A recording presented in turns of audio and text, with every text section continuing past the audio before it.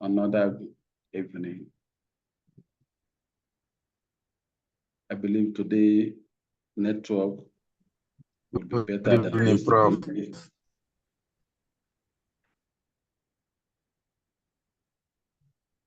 Lisa, I hope so. Good evening, Prof. Good evening, sir.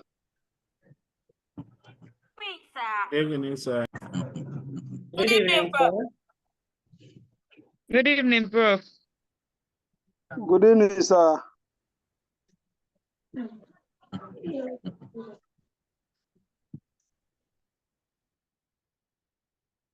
Good evening, Prof. from Bayelsa State.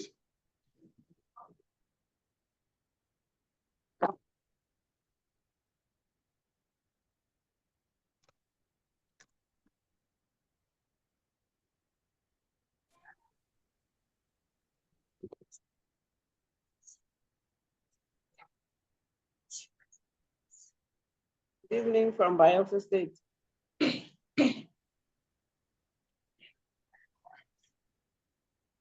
What is the name? Good evening, Prof. Yes, good evening. Good evening, Prof. My name is John from Kaduna State. Good evening, sir. Stop that nonsense.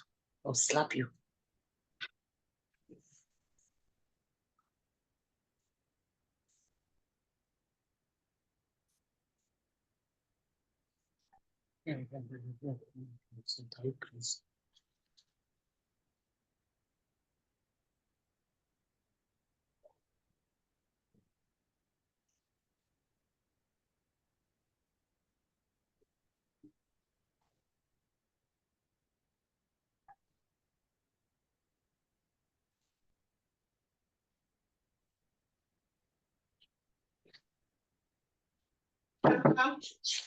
Who is that? Open. Look here, Prof. They listen to lecture. Okay. Please, that one may bring us a little. Okay. Thank you so much. 2,000. But I find 1.5. Come check it. Good evening, Abigail. Please, your mic is on. Okay. Sorry.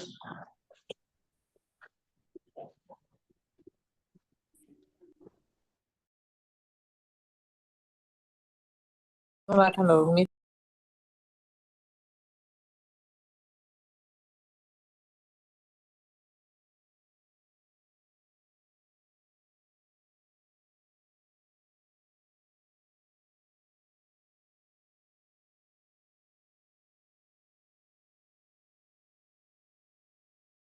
Good evening, sir. Lecturer hasn't come yet. Please, I wanted to ask when we can have the recording. It's usually weekend. Oh, thank you.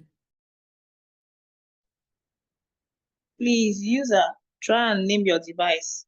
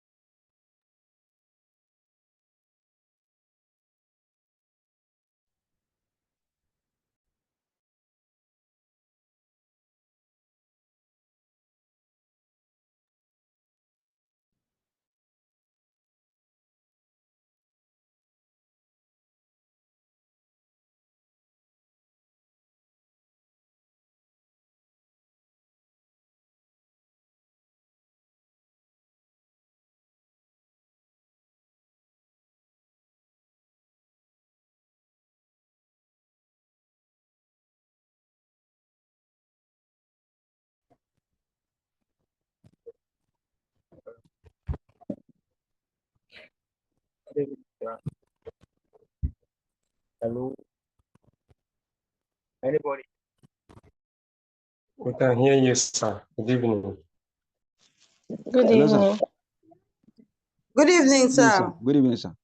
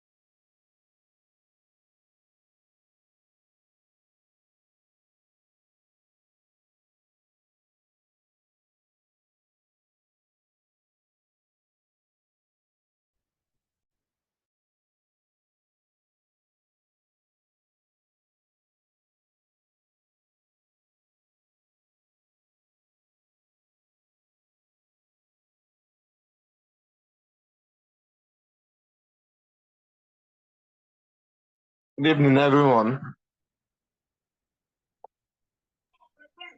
Good Good evening, sir. evening. My name is Sir. Sotelo Counselor. I'm the general rep of the MSc students. I want to use this opportunity to thank all of us for how we've been behaving for all this while, but I also want to instruct us, also beg us that we should please be able to behave well and act maturely.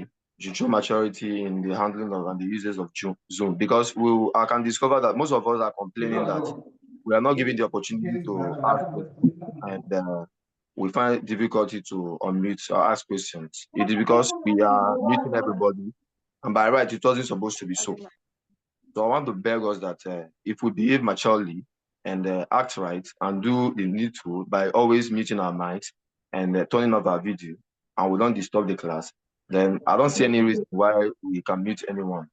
But nevertheless, the mistake will be corrected and everybody will be unmuted at the right time to ask questions. So for what has happened in the past, I sincerely want to apologize and plead that you give a forgiving hand and it won't repeat itself again.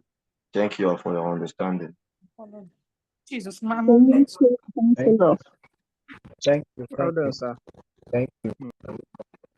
Thank you for the advice. Okay, we understand.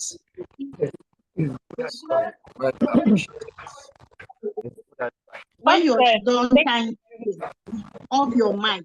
When you finish speaking. Prof, please, I want to say something. Good evening. I think the best thing to do is whenever you notice that somebody is doing something else, causing unnecessary noise here, you better take that person off, because this issue of meeting everybody, at a point you will not be able to unmute everybody, because even when you unmute everybody, it's not everybody that will be able to unmute themselves. So it will now be causing issue. Some people will be able to unmute themselves, whereas some people will not be able to unmute themselves. And you've already unmute everybody. But some people will be finding it difficult to unmute and ask questions. So the best thing to do is anybody that is in a noisy area, leaving his or her mic on, just throw the person away, so that others can be able to control their mute and unmute button. Please don't mute everybody. Once you notice that someone is in a noisy place, remove that person, because when you mute somebody, when you mute all of us now and you unmute, not all of us will be able to unmute and ask questions. Please, thank you very much. That is quite understandable, but I don't have any right to do that because we are all fellow students. If the lecturer permits or the lecturer says so, I don't even see that something that is right. It's just that humans should behave right. They should do what is right. That's what is fine. I just pray we should just do what is right. Should just do what is right. But kicking someone out of the class does not really make any sense unless the lecturer orders that happens. But we can do well. We can do, as humans, we can always do better. We can do better. I believe that. Good evening, class rep. Good evening, Rep, class rep. if I may talk, please, just 1 minute. Class rep, if you don't mind, I think all this drama will not solve our problem. The standard procedure in a Zoom meeting of this type is to immediately mute everybody by the host. You mute everybody when the meeting is going on. Then when it is time for a question, you can unmute. As they raise their hand, you unmute them one by one. Otherwise, there's no way we'll get it right. The problem is when he said, okay, I've unmute everybody. Someone like me now, if I'm pressing that mic side to unmute myself, it will be telling me that I'm host is not allowing to unmute. So that's the issue. Please, we can end it here. The lecturer is in class now. Let's just give him a chance to start teaching. That is noted. The last suggestion is noted. We'll work with that. Please. All right. Thank you very much, and good evening, everyone. Please, we have rules on how we run our program. We don't want students to come on the platform not identifying themselves. Please put your correct name. We don't want to be seeing phone number and all that. Because we don't want strangers in our midst. You know, it's open and anybody can give this to anybody. So if you're unable to change it to your name, I am going to remove you. I have said this severally. Put your real name so that we identify you, make sure you are our student. This program is paid for. So we make sure you are our student, then that is it. But if you don't obey instruction, then I'm sorry. Please. Just rename your device, put your full name on your device. Please. Put your full name on your device. That's the right thing to do. Put your full name on your device.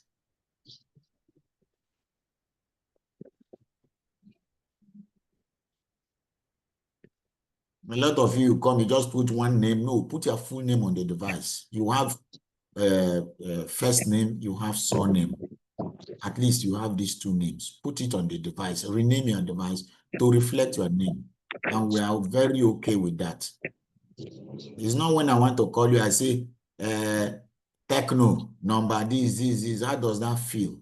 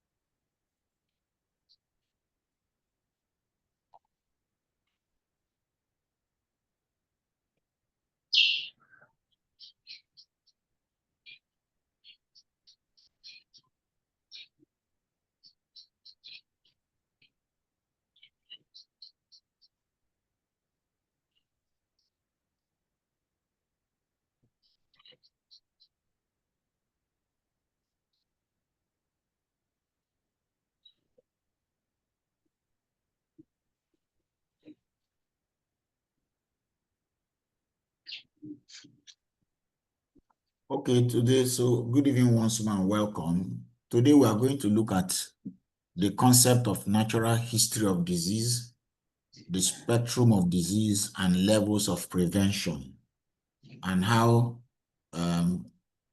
this can be helpful in public health. Okay, let's start with the concept of natural history of disease. The natural history of disease is, or we define it as the natural cause that any disease will take when it has not been subjected to any treatment or any other intervention or remedy. Assuming somebody contracts an infection and the person did not take any form of treatment, is now observing what happens, what stages will that disease go through before an infection, or and how will it end up with that individual. So it describes the cause, the disease in an individual, starting from the moment of exposure to any causal agent till one of the possible outcomes may occur, until one of the possible outcomes occur. If somebody is exposed and become infected, or if not even infection, contract any disease, be even non-communicable disease, it takes a process and eventually there's an outcome. That outcome might be recovery. It's an outcome. The person recovers. That outcome can become complicated and result in a disability. It's an outcome. It can also becomes complicated and the person dies. So recovery, disability, death, these are outcomes. Okay?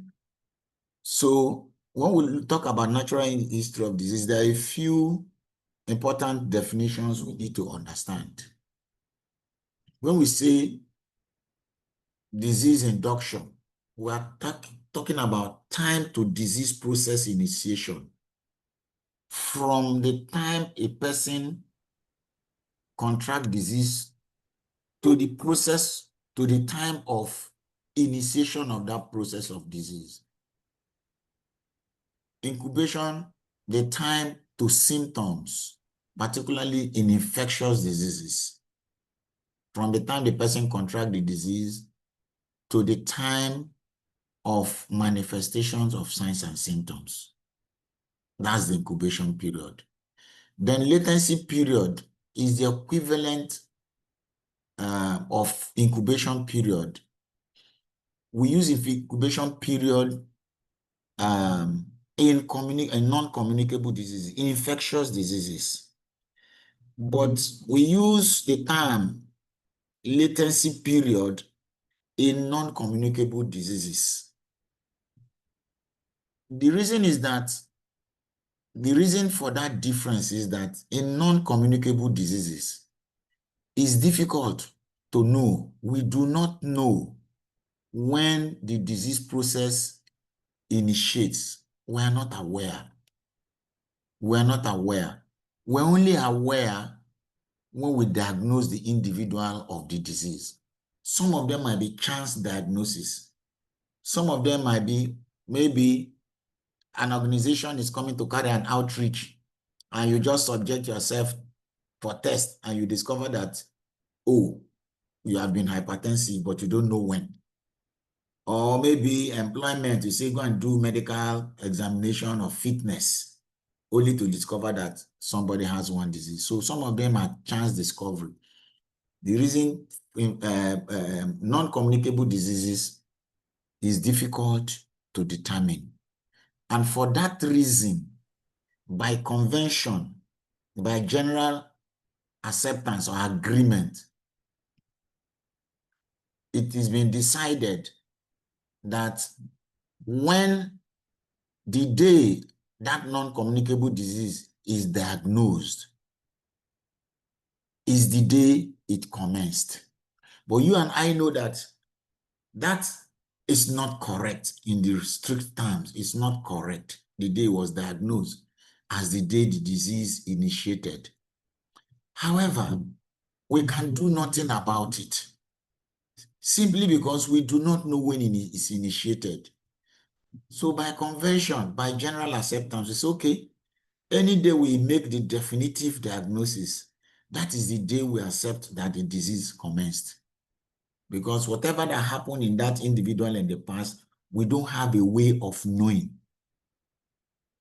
You know, so that is the problem. That is the latency period. Okay, that's the latency period. So if you look at this chart before you, you see at this point, these arrows, when the person is exposed to a host, a susceptible host. Okay, when a susceptible host is exposed, then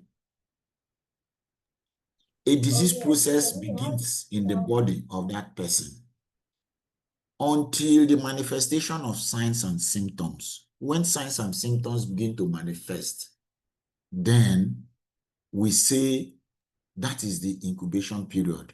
So the incubation period is the time of that exposure to the time of manifestation of disease.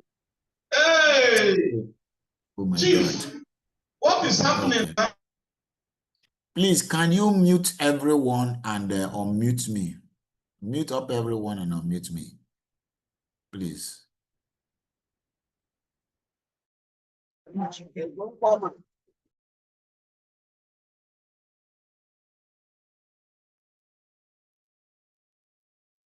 All right. Yeah.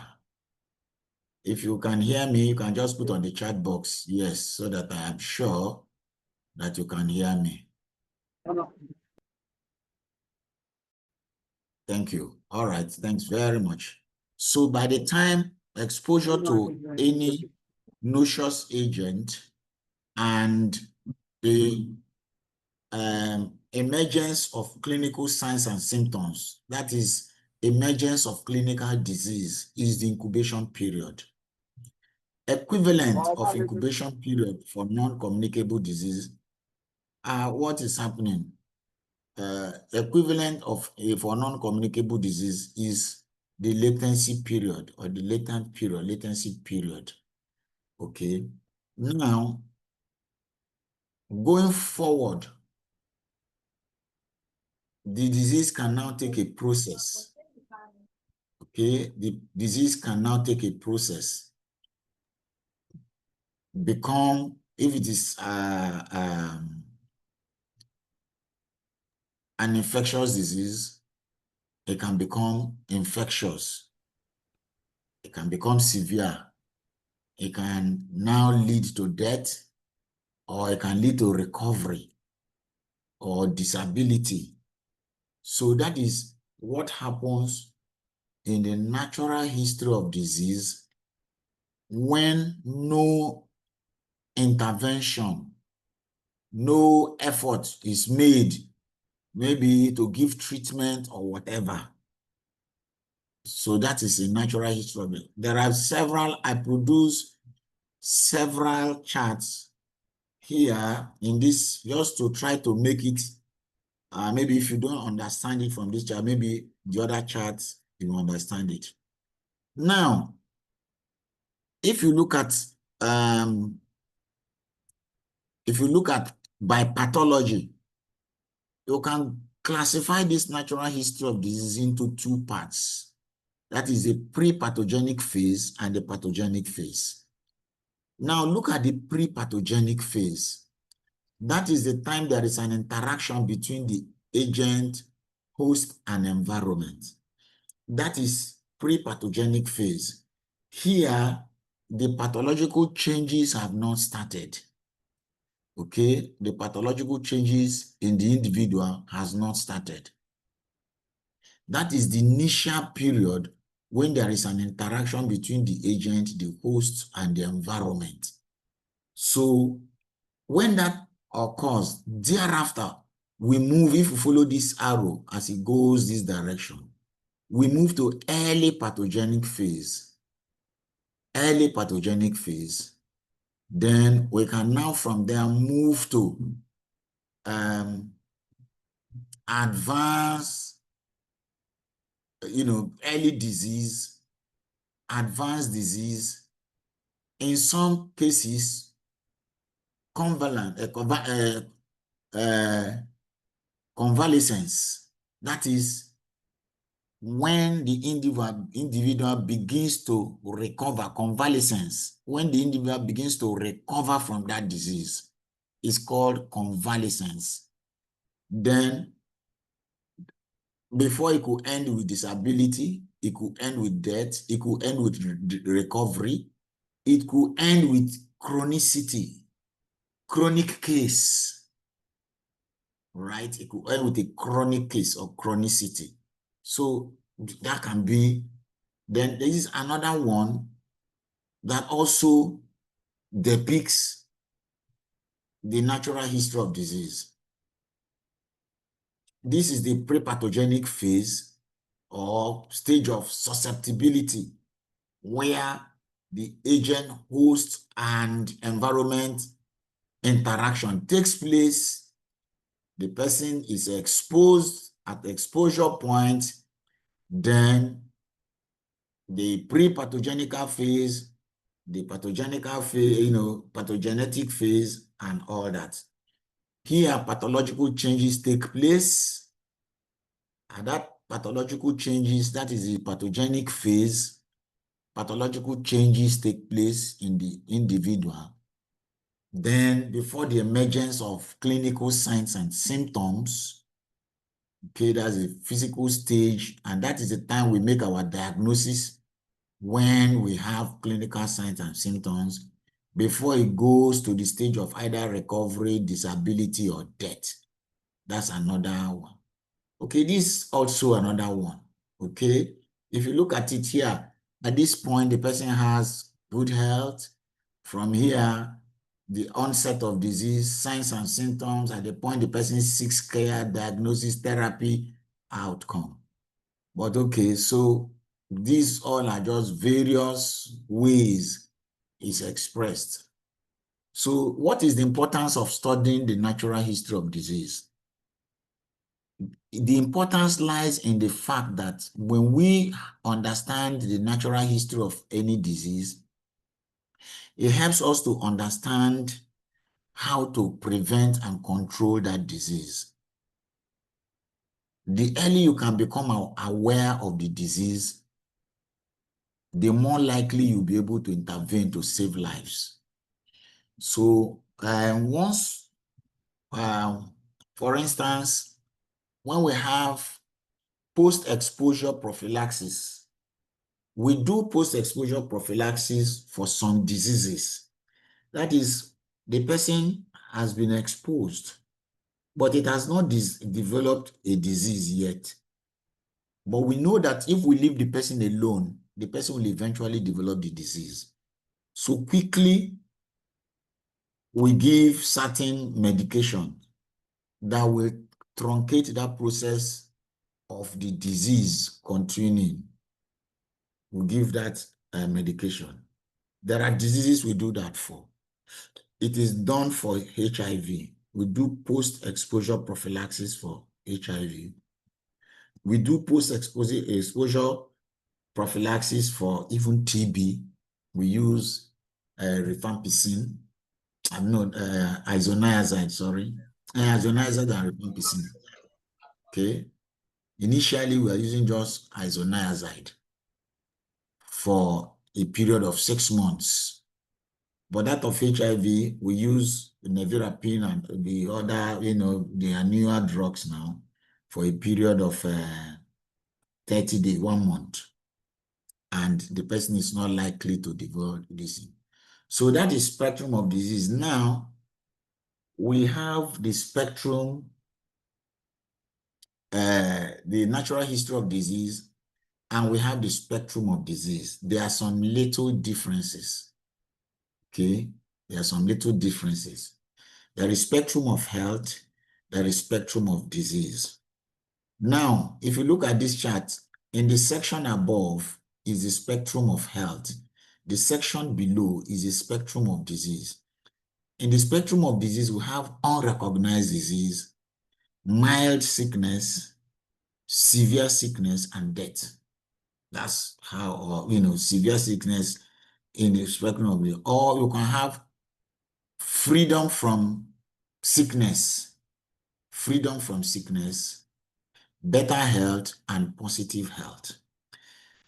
If you look at the definition of health, WHO defines health as a state of complete physical, mental, and social well-being, and not merely the absence of disease or infirmity.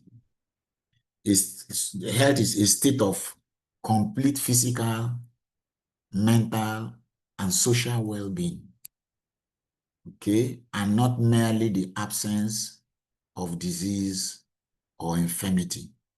So, for you to be healthy, in that case, you need to possess those qualities. You'll be completely free from physical ailment, mental ailment, and social, encumbrances. Okay, so if you follow that definition strictly, then you can see from freedom from sickness. Even though somebody is free from sickness, as most of us are, free from sickness. You are not taking medication for anything, you are free from sickness. Well, we'll say you are free from sickness, but we can't classify you completely, of having a better health or positive health. When you are having free from sickness, in fact, if you follow WHO classification or definition of health, many Nigerians, in fact, most Nigerians, more than 99% of Nigerians will be classified as unhealthy, because most Nigerians don't have social well-being. And social well-being include all the social amenities, access to social amenities like water, healthcare, sanitation, transportation, adequate nutrition, power, and the rest of them. We are lacking in those areas because those are the things that favors good health. So for the fact that the person is not sick, but if it lacks social well-being, then the person is free from sickness. But when the person's health gets better, when he moves up the ladder, then that person is now also free from any lack in terms of social, so that person has adequate social well-being. And when he now goes to positive health, the person has, positive, productive life. Okay. Then for the spectrum of disease, that is very clear. Many people we see don't have a recognizable disease or sickness from unrecognized disease, maybe in sickness still in the incubatory period. It can now move to pure manifestation, okay, after the incubation period, and can have a mild disease, or we call it abortive disease, okay, or abortive form of disease, inapparent disease. Then it can go to moderate to severe to death. Okay, so the full range of manifestation of disease, example from the precursor state, that's the rudimentary stage, to subclinical, mild cases, and to florid and very severe cases is what is called the spectrum of disease. So the concept that an exposure can lead to varying outcomes, signs, symptoms, severity of this in the same population. So why do we have varying degree of severity or outcome in humans? It boils down to certain factors. It boils down to that interaction between the host, the environment, and the agent. Many people have different levels of susceptibility. Everybody does not have the same level of immune status, right? That is one. Susceptibility is so important in this. That is why one person can have the disease, another person might not have the disease. Environmental conditions might vary also, and that can account for whether the person will contract the disease or not. Then agent properties can also account for it. Some agents have been bombarded somehow with some maybe chemicals, medication and all that. They change form, and that mutation can become a milder form of that disease than and become a less virulent aspect of that disease. So now let us look disease in terms of spectrum, disease severity. Look at this example. There is class A, class B, and class C. Class A is an inapparent infection. Example, a disease we use in this class A, for example, is, let's use TB, tuberculosis, tobacco. You'll find out that when you look at this, tuberculosis is characterized by so much of inapparent infection. See, look at the legend here. Inapparent infection, mild disease, moderate disease, severe disease, and death. So when you look at this spectrum from 0 to 100, almost 75% or thereabout are inapparent. So what it tells us here is that a lot of cases of tuberculosis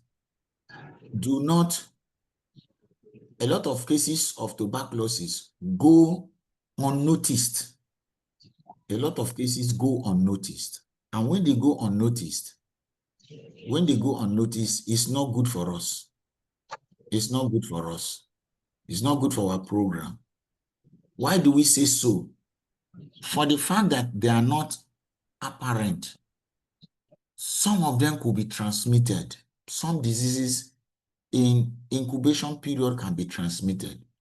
So for the public health purpose, when diseases are not apparent, we are afraid. We want them to manifest. If they manifest, people cannot hold the sickness, they will go for treatment. And when they go for treatment, one will be able to take notes of the disease that are occurred, we're able to treat them, and they get back to health. But when they are inapparent, and the health system is unable to recognize them because the people are not complaining. Some of those diseases can now be spread far and wide, even in our society. And by the time we realize it, it's just shooting out everywhere. So, so when you look at here, almost more than 60%, 65% thereabout, going to 70% are inapparent. Then about maybe 30% or thereabout will give mild disease. Then about 10% thereabout will give moderate disease. Okay, another 10% severe disease but non-fatal. It's severe disease but they do not die. Then another 10% will give will result in death. That is how it is for a disease like TB. So it's a disease of public health importance for us because of the latent nature. So much of it comes on that. Then another disease, for instance, measles, class B. Measles, for instance, you look at it, inapparent infection is very small. When people have measles, it must manifest. We must see them. About 5% or thereabout, or less than 10% is inapparent. And another 5 to 7 to 8% is mild disease. Most of measles come with moderate disease. Moderate disease.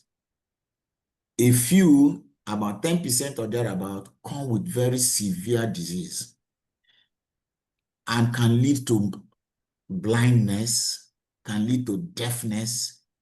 It can lead, and about 5% can lead to death, particularly when the virus, it can become severe to the extent people can have encephalitis.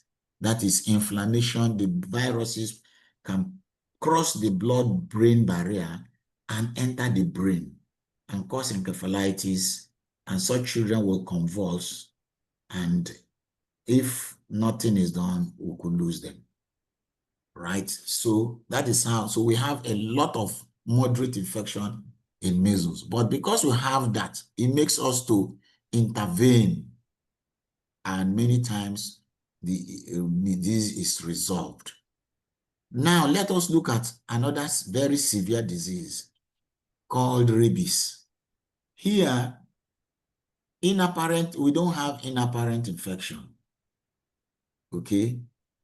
We have about very severe cases of maybe 5 to 8 or 10%, 5 to 8% can be very severe. The rest, almost 90%, is death. So rabies is an extremely important disease. Why? Because the virulence, the case fatality ratio is the case fatality rate is very high. What do I call case fatality? Case fatality is referring to how many fatal cases among all those who contracted disease. For instance, your case fatality rate here is more than 90%, which means if 100 people contract rabies, more than 95 will die from it. That's how the very high case fatality rate. In most cases, 100% of them will die from it.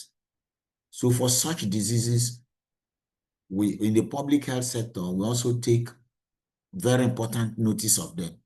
And that is why in veterinary, and you say immunize your dogs and destroy stray dogs and all that, because we know the implication.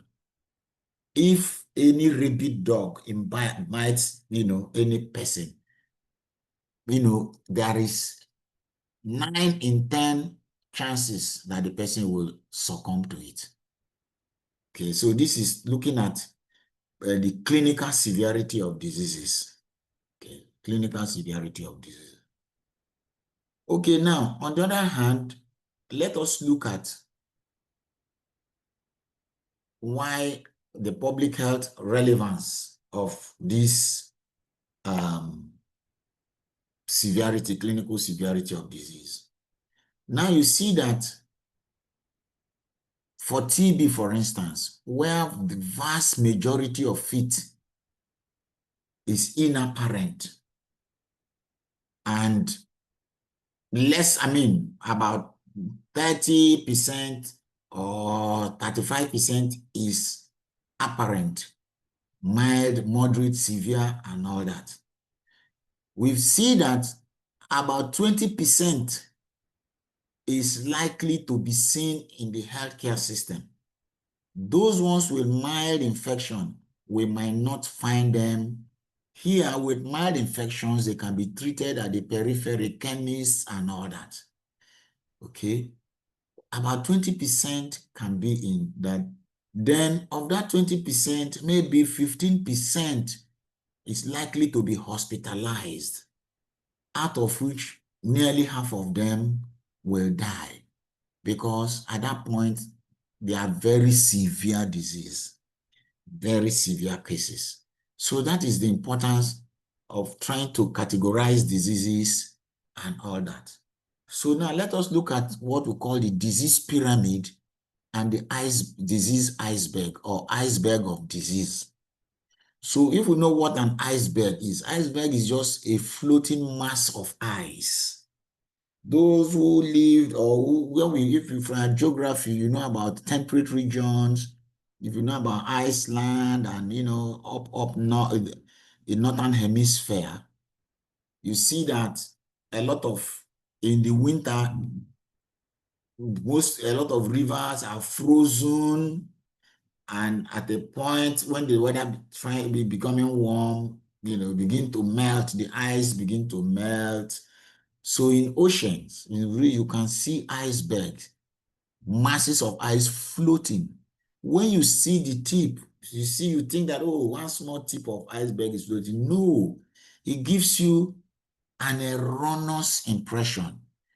The mass is beneath the surface of the water. So here, when we say disease has an iceberg phenomenon, we are saying that only a small portion of diseases are recognized, are diagnosed, that receive attention in the health sector.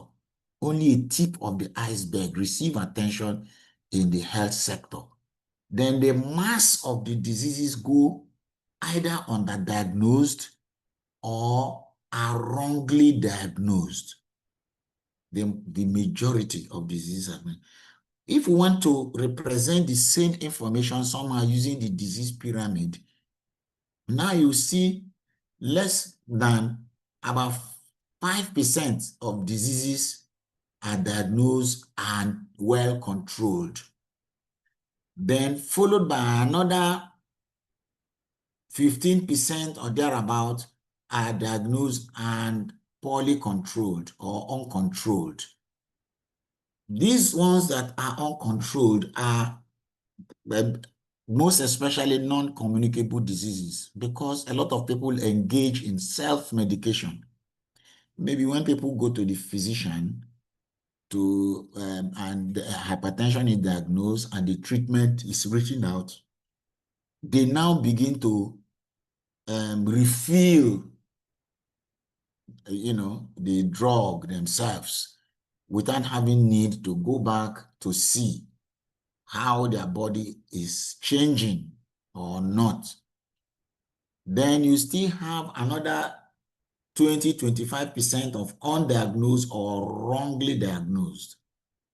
Then you still have another maybe 35% or thereabout of disease risk factors. Then you have the remaining at the base, those who are free from the disease. Those who are free from the disease, those who are healthy, who are free from the risk factors. So that's how you can represent this information with the disease what do you call it now? Pyramid of disease pyramid. So the iceberg phenomenon, yes, it says that cases of illness correctly diagnosed by clinicians in the community, in the society, often represents only the tip of the iceberg. That is, often represent only a small portion. Many additional cases may be too early to diagnose or may remain asymptomatic. Examples of those ones that remain asymptomatic and become dangerous to the society include tuberculosis, cerebrospinal meningitis, poliomyelitis, hepatitis A, AIDS, because here HIV is not included. HIV is not a disease, it's a status. The person is just carrying a virus. So the person is not sick. But AIDS is a disease when the person immune status has been compromised and broken down. The person can develop other intercurrent infections and now becomes AIDS. So the risk is that persons with inapparent and undiagnosed infection may be able to transmit infections to other persons, okay, to others or other persons. Persons with an inapparent or diagnosis can transmit it to others.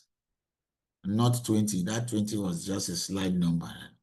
So control measures must be directed towards all infections capable of being transmitted to others, both clinically apparent cases and those with inapparent and undiagnosed infections. So where community medicine, so you see these two, call it bullets here, divides the health practitioners into two. People with clinically apparent diseases are those managed by clinicians, while those with inapparent and undiagnosed diseases are those managed by community physicians, community medicine people, or public health people. That is the original plan. Here, we begin to carry out the second one. The first one, the people go to hospital because they are sick and all that. But here, many times they are unaware of their health or sickness status because they're undiagnosed. So here, what are we supposed to be doing? Screening for diseases. We begin to do screening, begin to do health education, begin to carry out a lot of outreaches in various communities where people are living. All right, so that is that for spectrum of disease and natural history of disease. So now we go to the next concept, levels of disease prevention, levels of prevention. Now, generally, diseases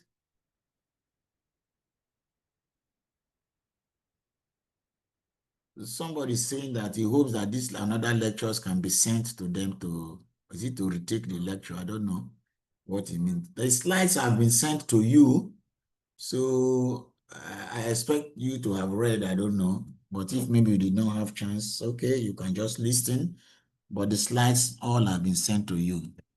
So when I explain now, you can be, it makes it a little bit easier for you to read and understand by yourself. Okay, now, if you look at it in terms of levels of prevention, you can say there are the first one, primordial prevention, primary prevention, secondary prevention, tertiary prevention. You see, science is developing. You might see some books. One, science is developing, things are changing. That's one. Two, there are people who hold tenaciously to their own school of thought. That is one characteristic of higher education. Higher education, at times, nothing is fixed. It's like superiority of argument. That's why you used to have schools of thought. This believe this. There are some schools of thought who say all they have is primary, secondary, and tertiary, because they tend to subsume the primordial into primary and mix them together. Some classify it that way. Okay. And this other one, quaternary prevention, if you notice, I color it with red because that one is still controversial. It doesn't have general acceptance. Some will say quaternary prevention, others will say it's just a concept developed by some physicians in Netherlands. It's somebody in particular from farm that promoted it, you know, but there's still argument about that. But we are seeking knowledge and information. So we should have an idea about all this. Okay, now look at it this way. This primordial prevention, what are we trying to prevent? In fact, maybe I would have done this in another way altogether. You know, what are we trying to prevent? We are trying to prevent risk factors. So primordial prevention is targeted at risk factors. What I'm trying to say is that as I put in this column, the levels of prevention, I should have carried this third column and put it as second column so that it will flow. Maybe I will modify my slide. Just this target should be in this way. So the level of prevention, target before method of intervention, so that the flow will be same. But when I was doing it, it did not click. You know, we are reasoning every day. So primordial prevention is targeting risk factors. How do I mean? Primordial prevention is trying to ensure that risk factors do not emerge. Let's go to this popular example I always like, cigarette smoking. It's a risk factor for lung diseases, including lung cancer. So if we want to do primordial prevention to prevent, that is, to ensure that a child or an adolescent does not develop that risk factor, does not smoke, what we apply is health promotion. That is the mode of intervention or method of intervention to deliver primordial prevention. There are other ways. For instance, we can use policy, health policy. As you can see, you say alcohol should not be sold to people under 18 years of age. Because the policy, that's a policy. It's not a law. It's a policy. There are laws, there are policies. Laws are stronger than policies, okay? So the aim is to discourage even children from touching the bottle of alcohol or trying to just make sure they are not anything near it. Or another policy you see on cigarettes, you see warning. The Surgeon General says that smokers may likely die young. You see, that is a warning on every cigarette packet. So it can also just achieve this through health education. Maybe in the school, health talk or anything, they tell them, educate adolescents, young people about the dangers of smoking and all that. So the intervention can be health promotion, it can be health policy, right?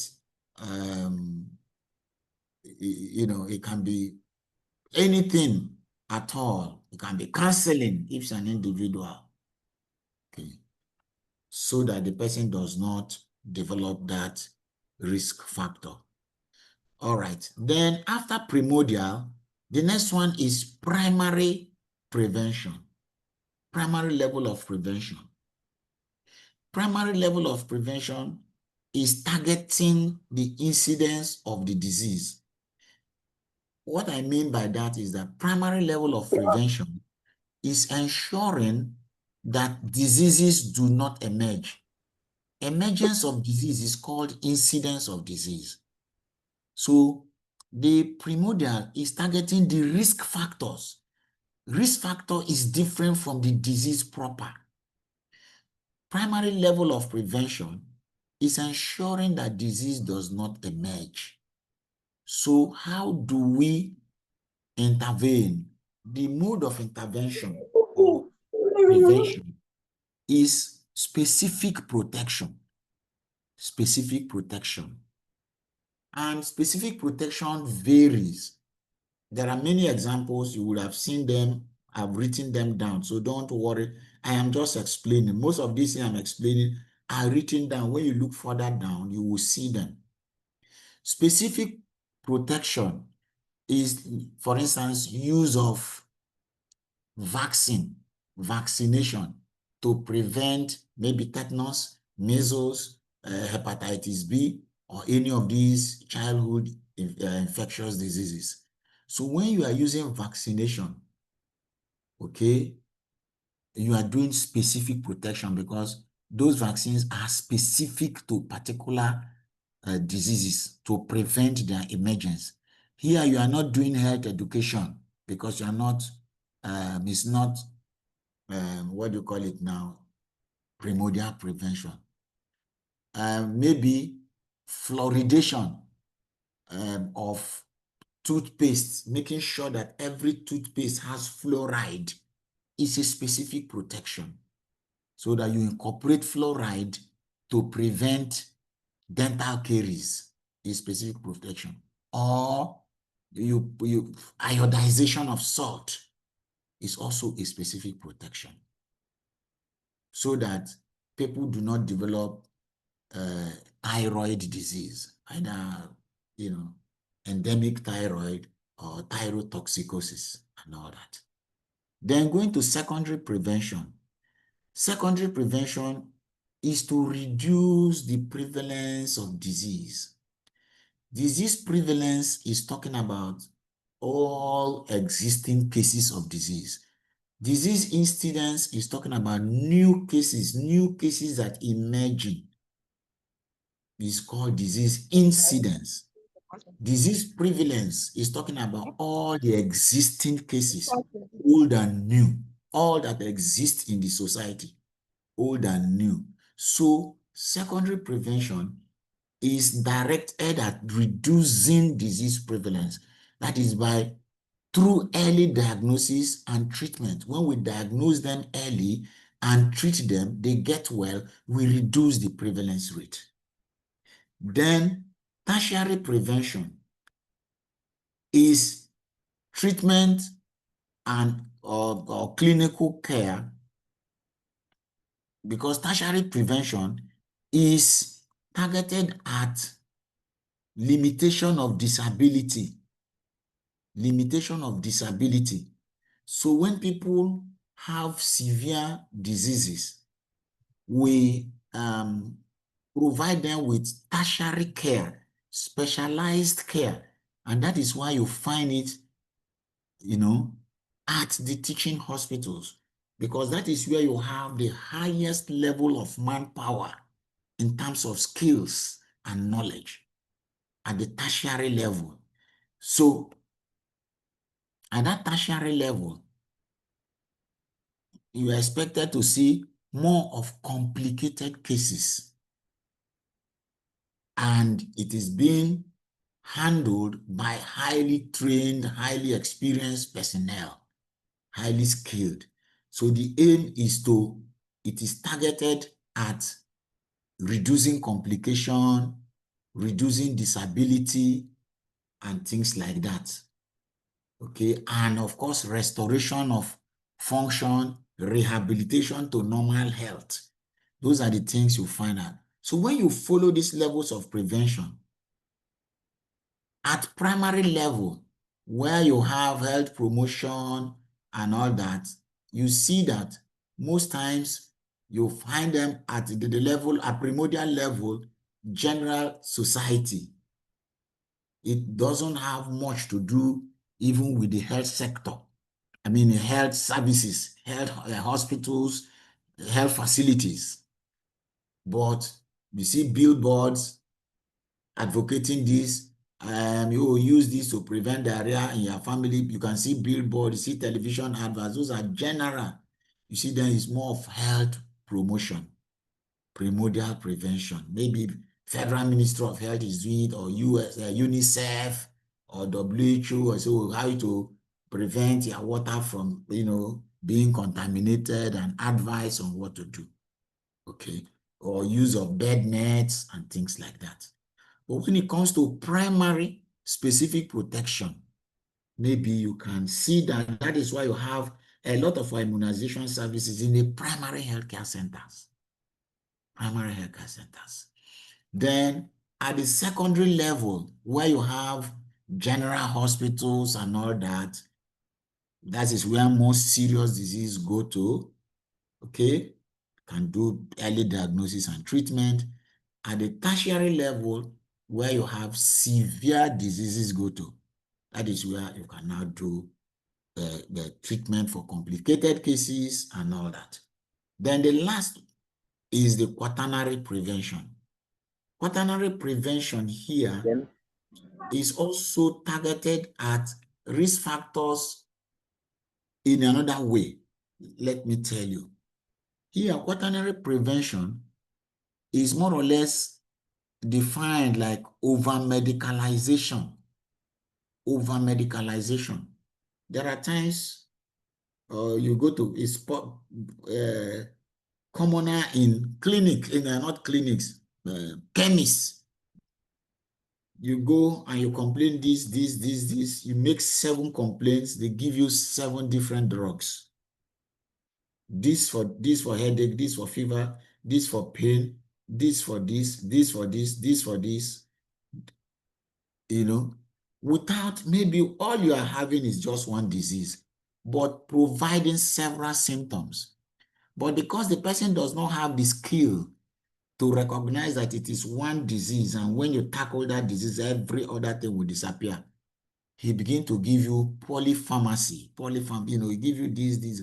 That is also a risk to you, because ingestion of many chemicals at the same time can compromise your excretory system, like your kidneys or your liver.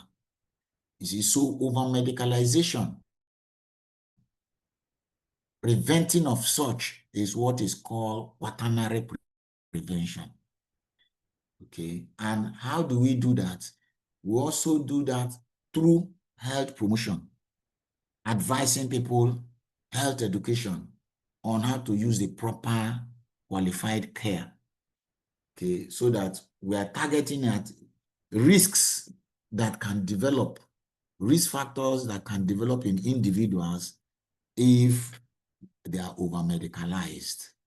I just hope it's clear so far. All right, so these are everything I have explained. Primordial prevention, prevention of the emergence and development of risk factors in countries or population groups in which they have not yet appeared.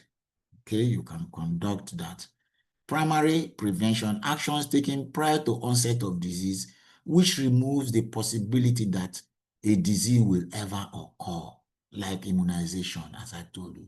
Secondary, actions which halt the progress of a disease at its incipient stage and prevents complication. Tertiary prevention, all measures available to reduce or limit impairments, disabilities, minimize suffering caused by patient's adjustment to irremediable conditions. All right, so these are the various models of intervention. For each of them, health promotion, specific protection, early diagnosis and treatment, disability limitation, and rehabilitation. Health education, health education and counseling. There is a difference between health education and counseling. Health education is one way.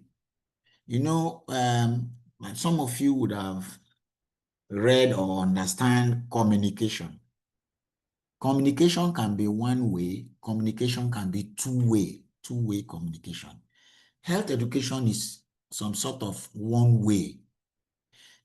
You, the professional, because of your vast knowledge of this subject matter, is educating your client on what is right, what is wrong, what the person should do, what the person should not do. That is education, health education. But it's different from counseling. Counseling is two-way. In health education, the individual's input is not necessary. It's never sought or required. Unlike counseling, the individual, so counseling requires that you seek the opinion of the individual and help the individual to adjust to what you want. For instance, if somebody is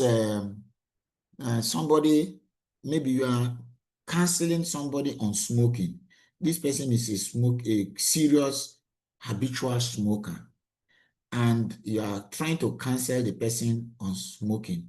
If it is health education, you tell him how he could likely die from smoking, all the benefits he will get if he stops smoking and things like that. Either recognition he will get even from society, health benefits and all that. You are educating the person. That's why it's health education. But now the person might choose to accept or not. It all depends on the person. But counseling is different. Counseling, you are first and foremost trying to understand why this person is smoking. And the person narrates that, oh, I started smoking because it's a way I use to reduce whenever I'm stressed up. I have this issue with this.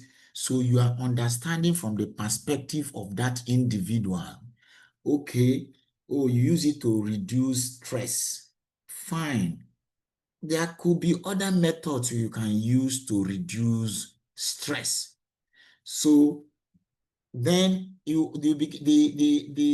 when the counselor will now provide other expert views, other expert opinion, now allow that individual to make inputs that, oh, okay, I can practice this. This one could be easy for me to practice. That is seeking the individual's input to solve that individual's problem. That is why it's like a two-way, unlike health education that is one way. You are just telling the person, like you are advising the person. You are advising the person. Okay, you are advising the person. So environmental modification can also be part of health promotion. Clearing of refuse, draining of stagnant water and things like that is all part of health promotion. Okay, because when you clear the drainage, you remove all the breeding sites for vectors and things like that. Then nutritional intervention is also part of health promotion. Food fortification, iodization, fluoridation of food items. You can iodize salt, you can iodize oil and things like that so that we can have it. Then lifestyle and behavioral changes can also be part of health promotion. Aerobic exercises, quitting smoking, weight control, those are health promotion, policy and all that. Okay, so now you can now go to specific protection. Again, let me inform you that there could be cross-cutting. You could have one in both areas. Maybe you can have something in under health promotion and also have it in specific protection. It is possible, depending on that particular some of these things are flexible. That is why, as a practitioner, you must have the knowledge. You are not using standard procedures. So when standing order, sorry. When it's like this, you do like this. When it's like this, do like this. No, you are trained to that level that you give order because of your level of education. Yes, that is why maybe as doctors, so there are some drugs you say according to your doctor's prescription. It is left to the doctor because it is believed that his training is sufficient for him to make his own choice, his own advice. Or some will say it is taken like 2 or 3 times a day, or according to your doctor, he has hands off. Because your doctor can see it, say, no, I don't accept it like this. The doctor has that right. And why is it so? Because of his depth knowledge of it. That's how it's permitted. Many times you say, doctor, but this doctor, so the right hand here now, but this doctor came and understand. But now you begin to understand why the doctor has that prerogative. He's not bound to follow that thing that is printed there. No, it's not bound. It's not bound. There are times you do the laboratory result and the doctor sees it, say, no, I'm not following it. He has that right. That's how it is. Okay, then specific protection. I've talked about the use of vaccines, food fortification, ionization, fluoridation, chlorination of water. These are all specific protection. Then chemoprophylaxis is also, we talk about intermittent preventive treatment for malaria. Maybe for pregnant women, we use sulfadoxine pyrimethamine. When pregnant, some of you have gone through this. Some of the ladies on the call, when you are pregnant, you are given folic acid, fesolate to take with vitamin C and all that. That is chemoprophylaxis, is specific protection. Then this eyes in pregnancy, I wanted to is typographical. Then protection against occupational hazards, elimination, substitution, containment. Well, I think you study some occupational health. Then these are methods of control of hazards in the workplace.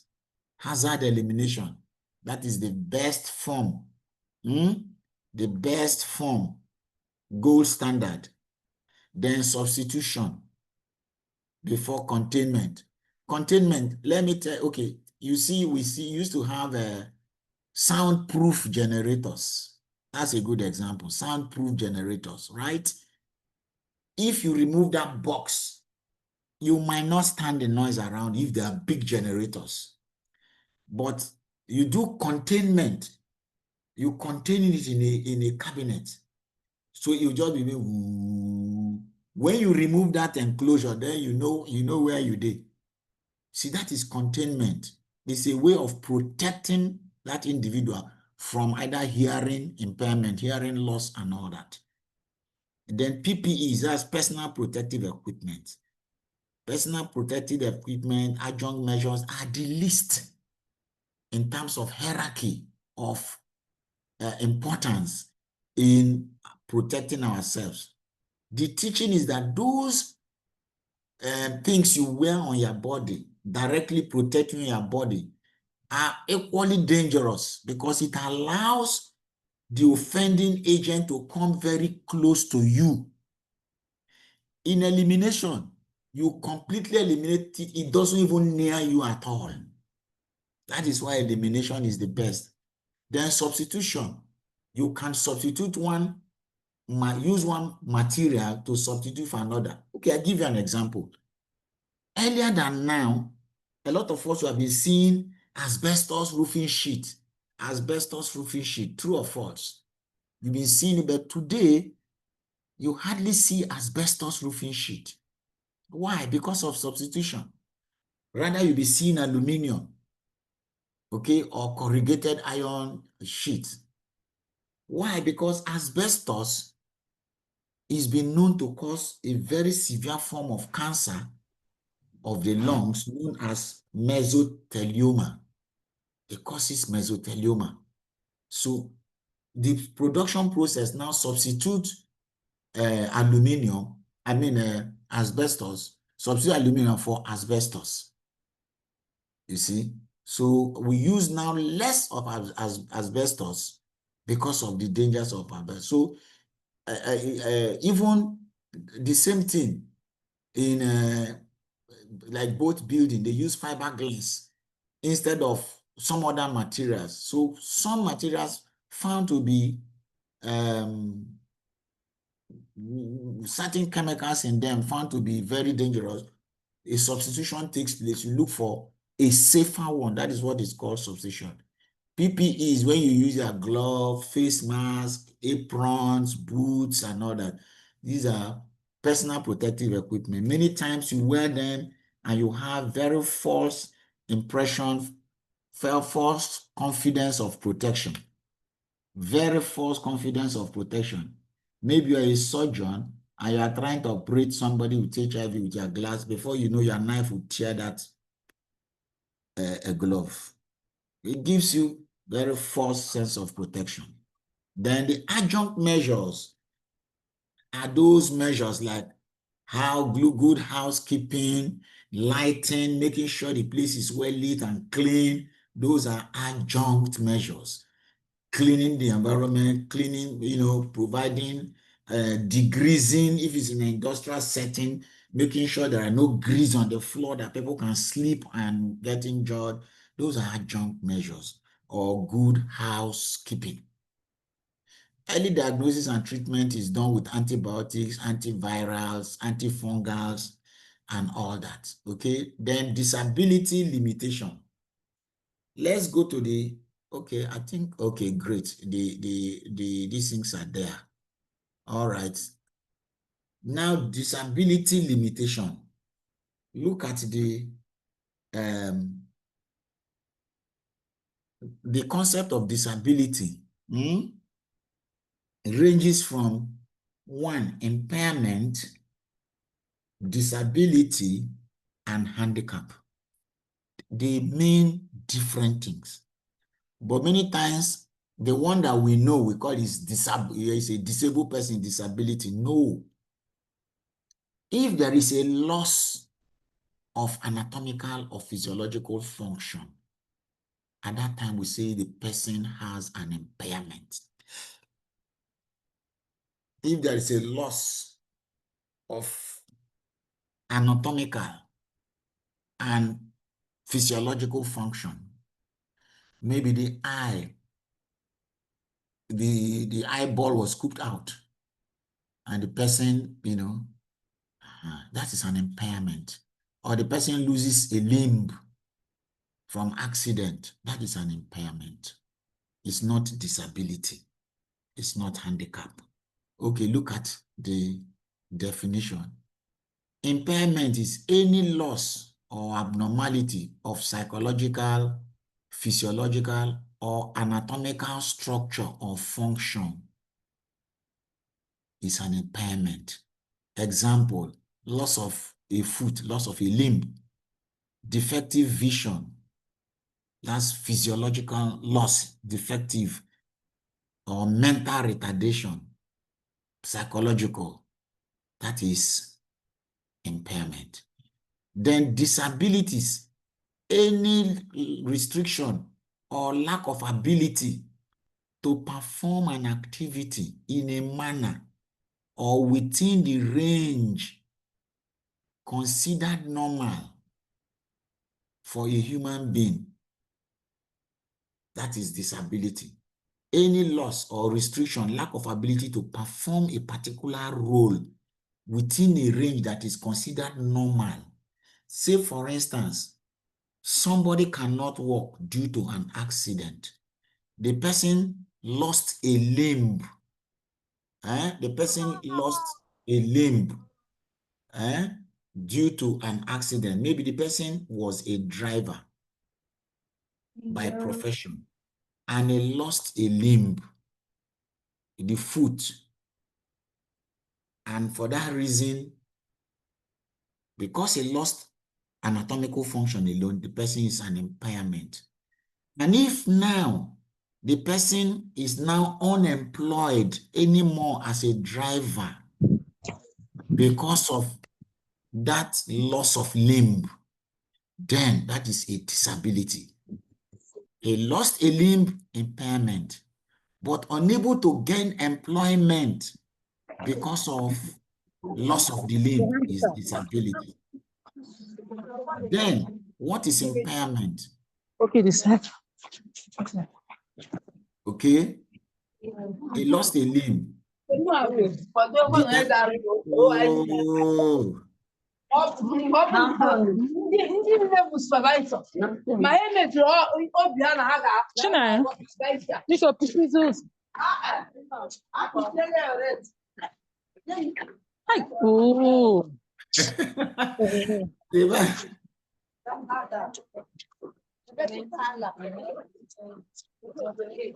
You see, so now the person lost a limb through lost a limb, and the person cannot secure employment.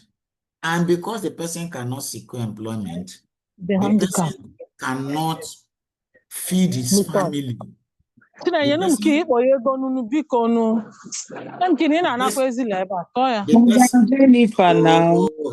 Sorry, I'm so sorry, please. Add this, please mute everybody and unmute me now. I said this earlier on so that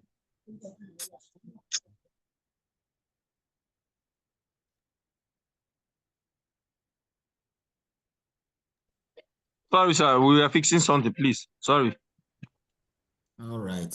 Okay, so now just understand what I'm saying. The person lost a limb, right? Understand it better. First, the person lost a limb, and the person lost that anatomical and physiological function, right? Because it lost a limb, it lost anatomical or physiological function. That's an impairment. And because the person lost that limb and it cannot walk and is unable to secure employment, say as a driver or anything, because of that injury, that is disability. Is unable to now be useful to himself by securing employment. That's a disability. And if the person now is unable to perform a social role because of that disability, since he could not secure employment, is unable to perform a social role that is fit for him at that age, maybe a social role, for instance, feeding his family.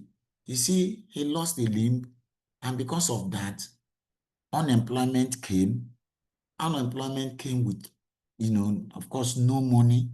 And as a result of that, he's no longer able to perform certain role a man is supposed to perform in the household. That is handicap. So a disadvantage for a given individual resulting from an impairment or disability that limits or prevents the fulfillment of a role that is normal, depending on the person's age, social, cultural factors. Okay? Reduction of ability to fulfill a social role. This example is not perfect, so ignore it, I'll correct it. So, but understand what I have said. The person has lost a limb, they have lost physiological or anatomical function. Because he lost that limb, is unable to get employed. Or he lost the limb because he was a driver, he loses his job. So he loses his job, or because he's no longer able to perform driving work, or he lost his eyes. He was a driver, lost his eyesight. And in the process, because he could not drive anymore because of that loss of sight, he loses also the job. So when he loses the job, he's now unable to perform that activity normal for that range of individual he is for a normal human being. You see, he loses his job. Having lost his job, that comes with loss of income. Now he's unable now to feed his family. That is now handicap. That is how it goes. All right. So rehabilitation. Rehabilitation is made to reduce the impact of any disabling or handicapping condition. Now the person has handicap because he's unable to perform certain functions in the society. And because he's unable to perform certain functions in the society, the person is not useful to himself nor the society. So the aim of rehabilitation is to fix that individual. For instance, somebody now, you put artificial limb for the person, you would have seen such. That is rehabilitation. Or we try to say, okay, since you're a driver, you lost your limb, maybe you can't drive with one hand. You usually drive with two hands, but now you cannot drive with one hand. Let us convert you to a clerical staff. We are making a rehabilitation and now put the person, maybe even he's not too, he's slightly literate, to put him in store where he can be taking inventory, recording what comes in and what goes out. So that is a rehabilitation. Not necessarily, because with that he could earn income, he can now also perform a social role, maybe by feeding his family. So that is rehabilitation. So enabling the disabled and the handicapped to achieve social integration, the active participation of disabled and handicapped people in the midstream of community life. That is rehabilitation. Okay, we can also use disability limitation through treatment, maybe put artificial teeth for somebody who lost, and so many things and all that. So thank you. That is the end of this lecture. So I can now unmute for you to ask questions if you have any questions. Okay, so please, in an orderly manner, ask questions. We still have a lot of time. Maybe I can. Okay, we still, no, it's not a lot of time as such, 30 minutes. Okay, some hands are raised. Okay, Kenneth Onyema. Yeah, Prof, good evening. Good evening. Thank you for the wonderful lectures. I enjoyed today's lecture so well. Thank you. My question is on the level of prevention. Yes. We have the premodel. Yes. On the premodel, the target is a risk factor. Factor. That's the target. Yes. Then Yes. You said the method of prevention. Yes. Yeah, you said only a health promotion. So what about? It's not only health promotion. Okay. I said even health policy. Okay. Health promotion, health policy, even health education can be there. All right. I want to be clear because I wanted to ask if health promotion education cannot go there, since you say it can fit in good. Second one is on the handicap. We have so many persons. We use this word, it's a common word, handicap. The man is handicapped. So I've realized that handicap is not when a man cannot provide the need of the family when he is okay from A to Z. He didn't lose anything. So I think I want to ask those who that have hands, okay, leg, okay, if everything is intact and they're unable to provide their social rights, where do you classify them? Which disease or they need psychiatric evaluation. It's okay, sir. So we'll put it down. Psychiatric. Because yes, they need psychiatric evaluation. I'm not joking. It's not like you have no. With a man, because for any normal human being knows a particular social role to fulfill. It's innate. We are born with it. All right. But if you see somebody head to toe normal and refuse to do anything, you will be looking at the person and say, this person is this. No, that person needs help. So, Prof, sorry, are you saying now that as a public health practitioner, if we see those ones, we should quarantine them and take them to psychiatric hospital or what? I did not say so. They are not a danger to your society. Okay. Thank you, sir. Find trouble. How do you quarantine? They are not a danger. You quarantine what is a danger to you, not why is working or not working concern you? Are you feeding him? Those who are feeding, it's all right. Okay, Emwesiri, your hand is raised. Can Yes. you? Good evening, Yes. Prof. Good Thank you evening. for the lecture. Thank you. My first question is from yesterday's lecture. That's the Hill's criteria of causality. Yes. Have you read it? I was in the lecture, yes, sir. I just wanted to know if you have not answered my question. Have okay, you yes, I read did. it? Yes, sir. Yes, sir. My question is, does someone have to meet all the criteria for Hill's? So does someone have to meet all the Hill's criteria for the person to have had the disease? No. Yeah. Okay. Somebody asked this question yesterday. You don't have to. One is sufficient. Oh, sorry. What has happened here? Okay. So one is sufficient. Okay. Then the second question is concerning the iceberg phenomenon. Yes. You mentioned that AIDS is applicable to AIDS, but it's not applicable to HIV. But then HIV is still transmissible. So I'm wondering why. I didn't really get the explanation to that. Are you sure? Let me go back there so that I can understand it better. Let me try quickly and get to the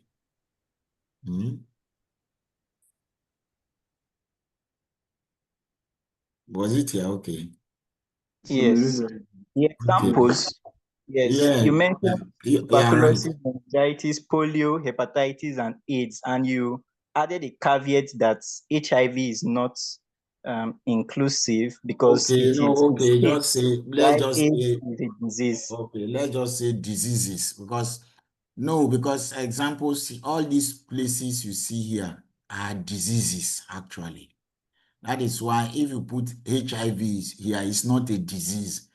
But if maybe I had written Mycobacterium tuberculosis, the various bacteria, then I would put that virus. Yes. I get it now. Okay, thank you.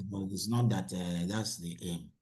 All right. Thank you. I can also offer like an addition to that. Please. I think Thank you. I think the reason is not AIDS. AIDS is as a result of HIV. Where once you get HIV is not a death sentence.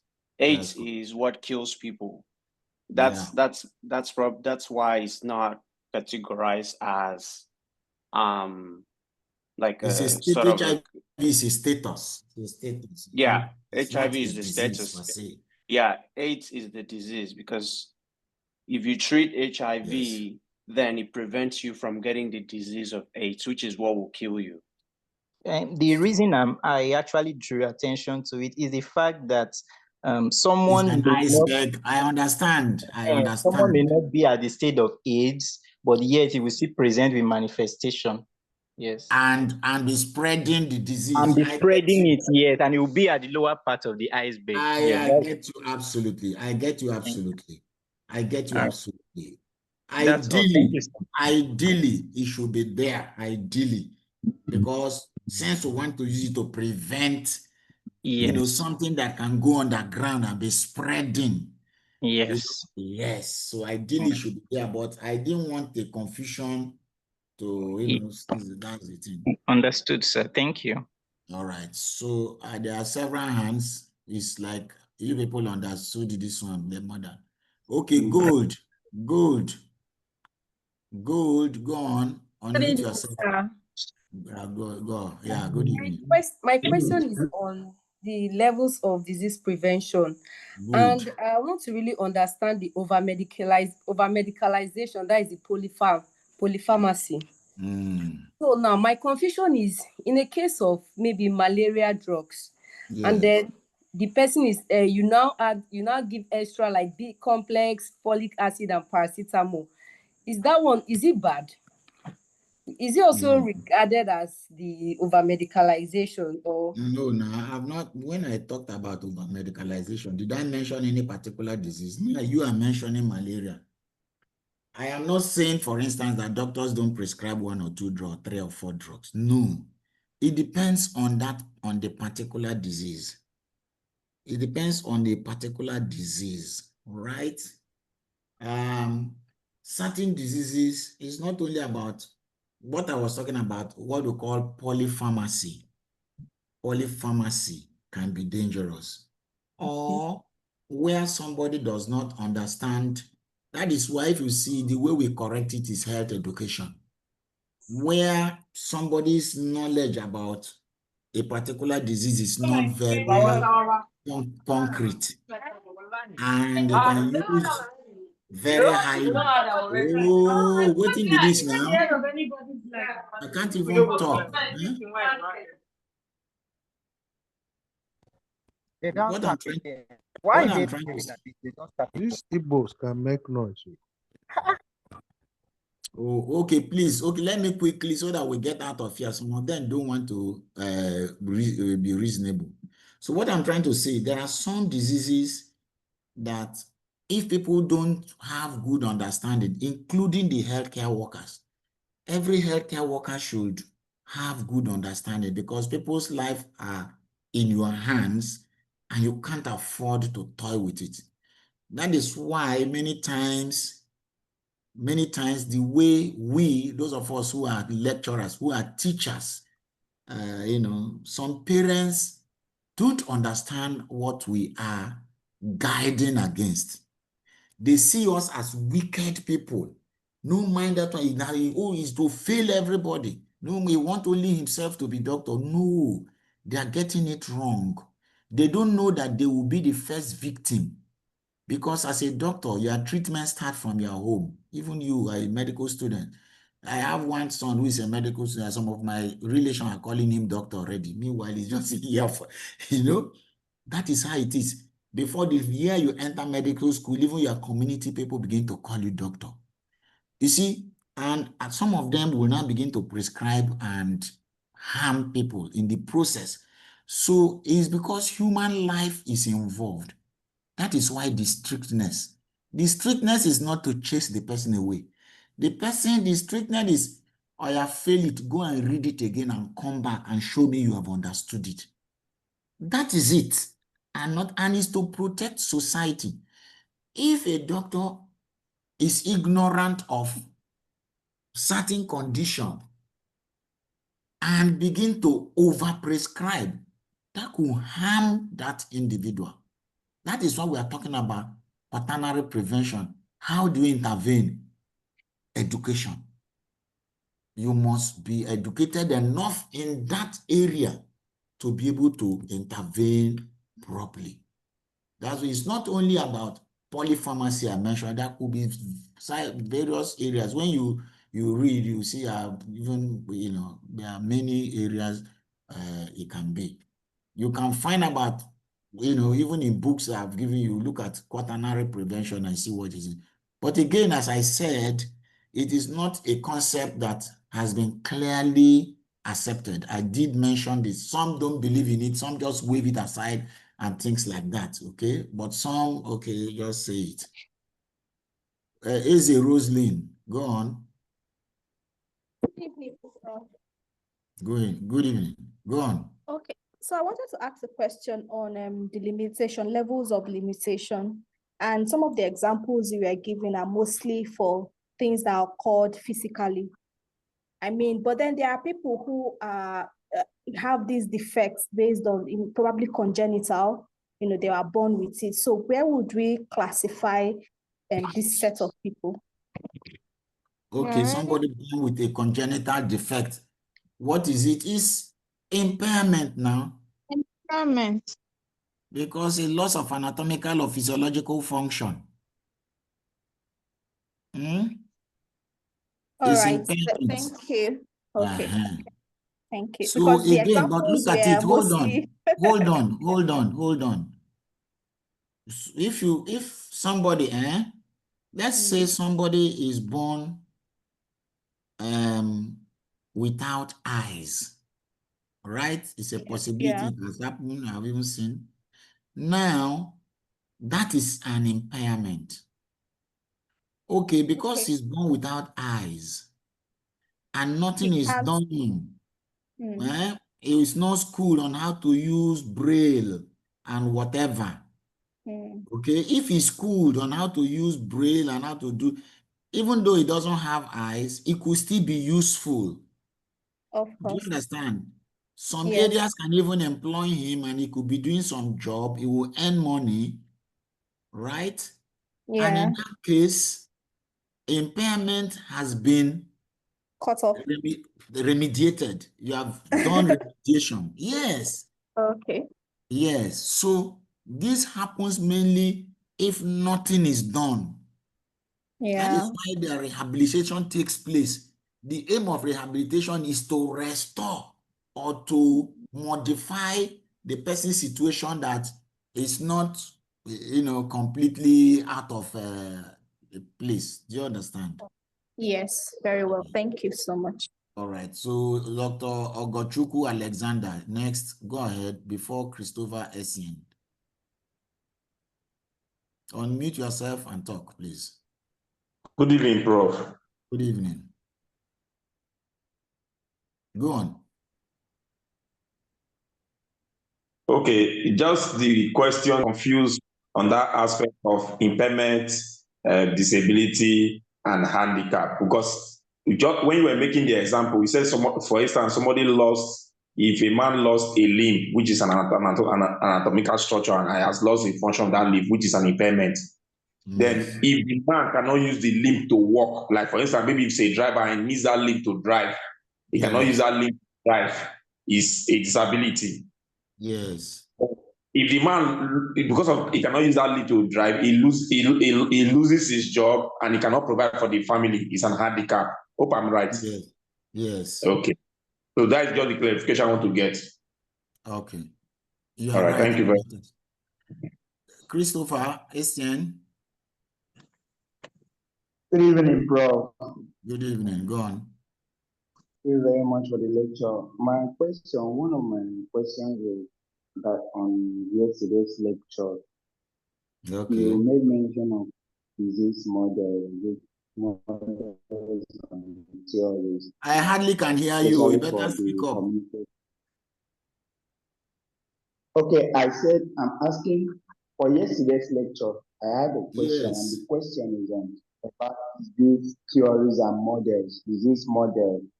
Now, for those ones that are for communicable disease, my question is, do we have situations or conditions, or when you are carrying out a research, or are there situations, or maybe we have cases where we can apply more than one of this theory or model in a situation? Let's say we have outbreak of COVID-19.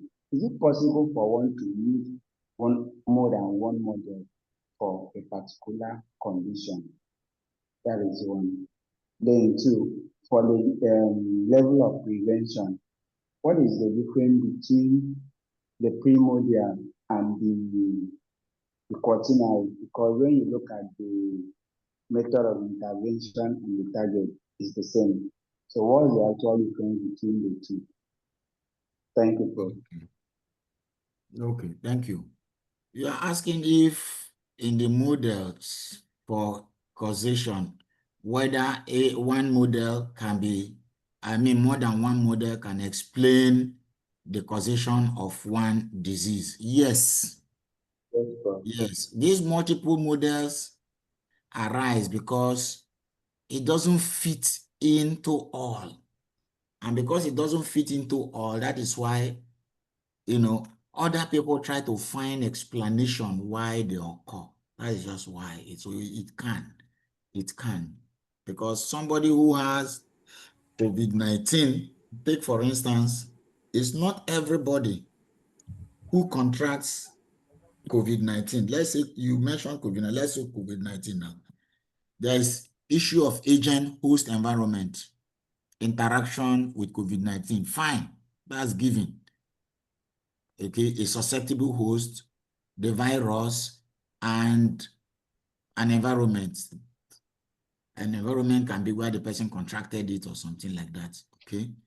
Then you can also now, when you look at a situation whereby 5 persons can be in a room and somebody infected with COVID-19 virus enters, exchange pleasantries and all that, okay?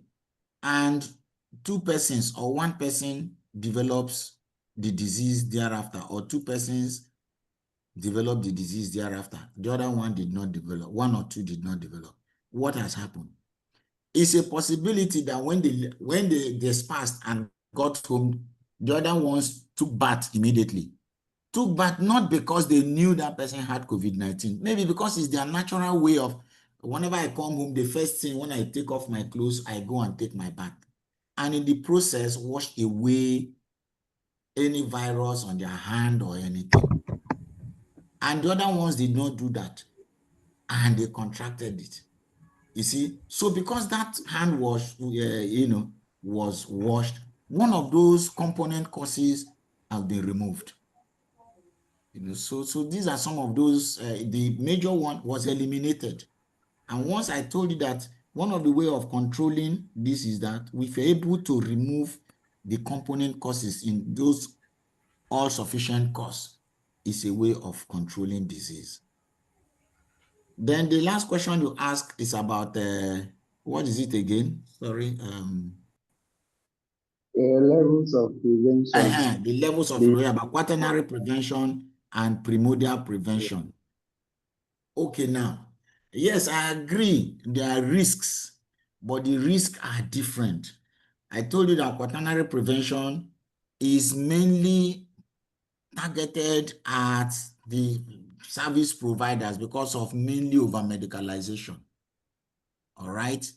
And that predisposes the patients to some form of risk, right? It disposes the patients to some of it. It can develop, kidney problem or whatever because of such practice. The risks are different. There are risk factors, but they are different. And the causes of those risk factors are also different. Okay, that is why they are different. Okay. Thank you very much, Prof. All right. Nkasiobi. Then Good evening, Prof. Good evening. Go ahead. Fast, so that others can ask so that we leave here today. Go ahead. Okay, my question is from where we talked about protection against occupational hazard. Yes. You mentioned the elimination, substitution, and all that. For elimination, I wanted to know if we could get some examples, just like we got for substitution.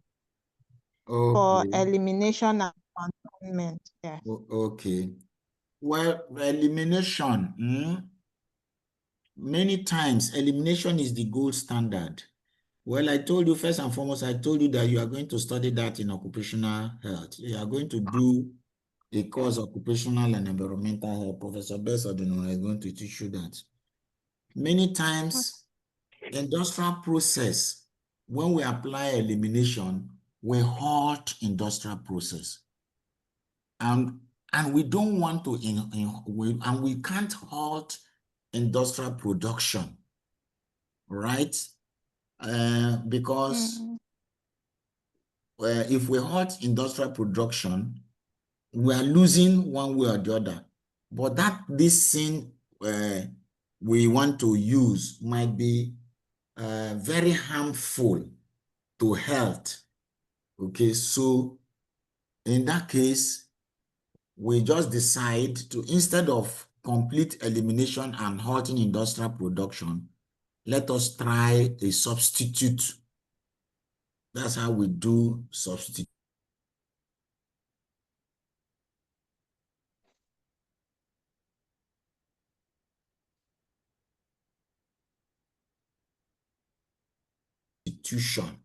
Now let's you can use Examples where you can eliminate one product then and substitute with another.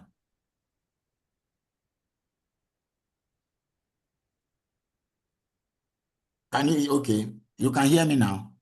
Yeah. Okay. Yes, we can hear you. Yes. Yes, so there are examples where you can eliminate one product, but if you eliminate, you don't want to, you don't want to stop that, this thing.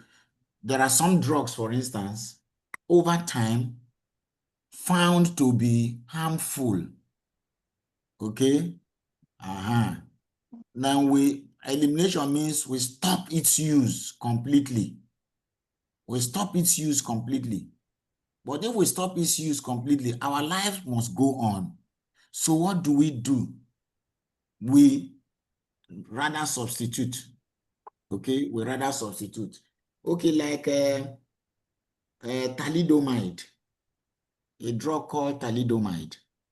Thalidomide is a sedative, a drug that is a mild sedative that we use in pregnancy. There are some women who have, vomiting, called early morning sickness. We call it medically, we say hyperemesis gravidarum. Early morning, you vomit and all that. So one of the ways you can limit that is by giving drugs mild sedative so that they can rest and suppress that vomiting urge, that stimulant, that stimulation of vomiting. It was now found that over time, that such women, when they delivered, came up with a lot of, the children developed a lot of birth defects, loss of limb, loss of this, loss of, a lot of birth defects, which was eventually traced to the use of thalidomide. So thalidomide was immediately eliminated as a drug for, early morning sickness in women. So another drug, things like diazepam and all that, were not introduced because they were less harmful. Okay, so it's no longer used, it's completely eliminated. There are other examples too. Maybe even though this is not completely eliminated, but it was moved over, like quinine. Quinine, or now say chloroquine, yeah. Chloroquine. We were using chloroquine at a point, but now it's no longer used because of drug resistance. Quinine, we are using quinine at a point because of certain problems. We started using chloroquine. I'm now using quinine for only complicated cases like cerebral malaria and things like that. So instances like that can occur. But I'm sure when you go to occupational health, you will have more examples because this is not occupational. I just mentioned it in passing anyway. Thank All right. Okay, let's Agama. Success. So I want to ask, the difference between handicap and disability, because they are kind of similar and confusing. The difference between handicap and, okay, listen now quickly. If the person loses anatomical function, loses physiological function, is impairment. If as a result, are you listening? Are you listening? Yes, sir. Yes, sir. If as a result of that loss of anatomical function, maybe a limb or eyesight, the person is now unable to be employed because of that. He loses his job, is unable to be employed, then that is a disability, he's disabled.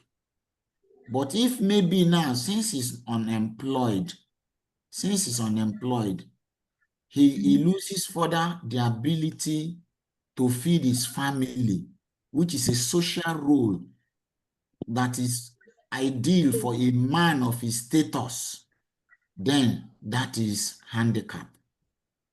Because some people, he might lose his job, working in that factory, but he has not lost the ability to feed his family. He might have some farm that even though he loses his job, his farm or his other businesses are still providing money, so he does not lose that ability to feed his family. In that case, his problem stopped at disability. He's not handicapped. Do you understand? Yes, sir. Yes, sir. All right. Roslyn, So you thank will you be. so much, sir. Roslyn. Thank you, Prof, for the lecture. Okay. My question is on the natural history of diseases. Those diagrams were shown. I don't know, out of all the diagrams that were shown, out of the 3 diagrams, which is the most useful? Or can any of them be applicable? Yes, all of them. Anyone, I put them anyone you understand. Okay. They are all useful. They are saying one and the same thing, but done by different people. So it looks as if anyone that looks a bit understanding to you, follow the process, just follow that one. They are all correct. Okay.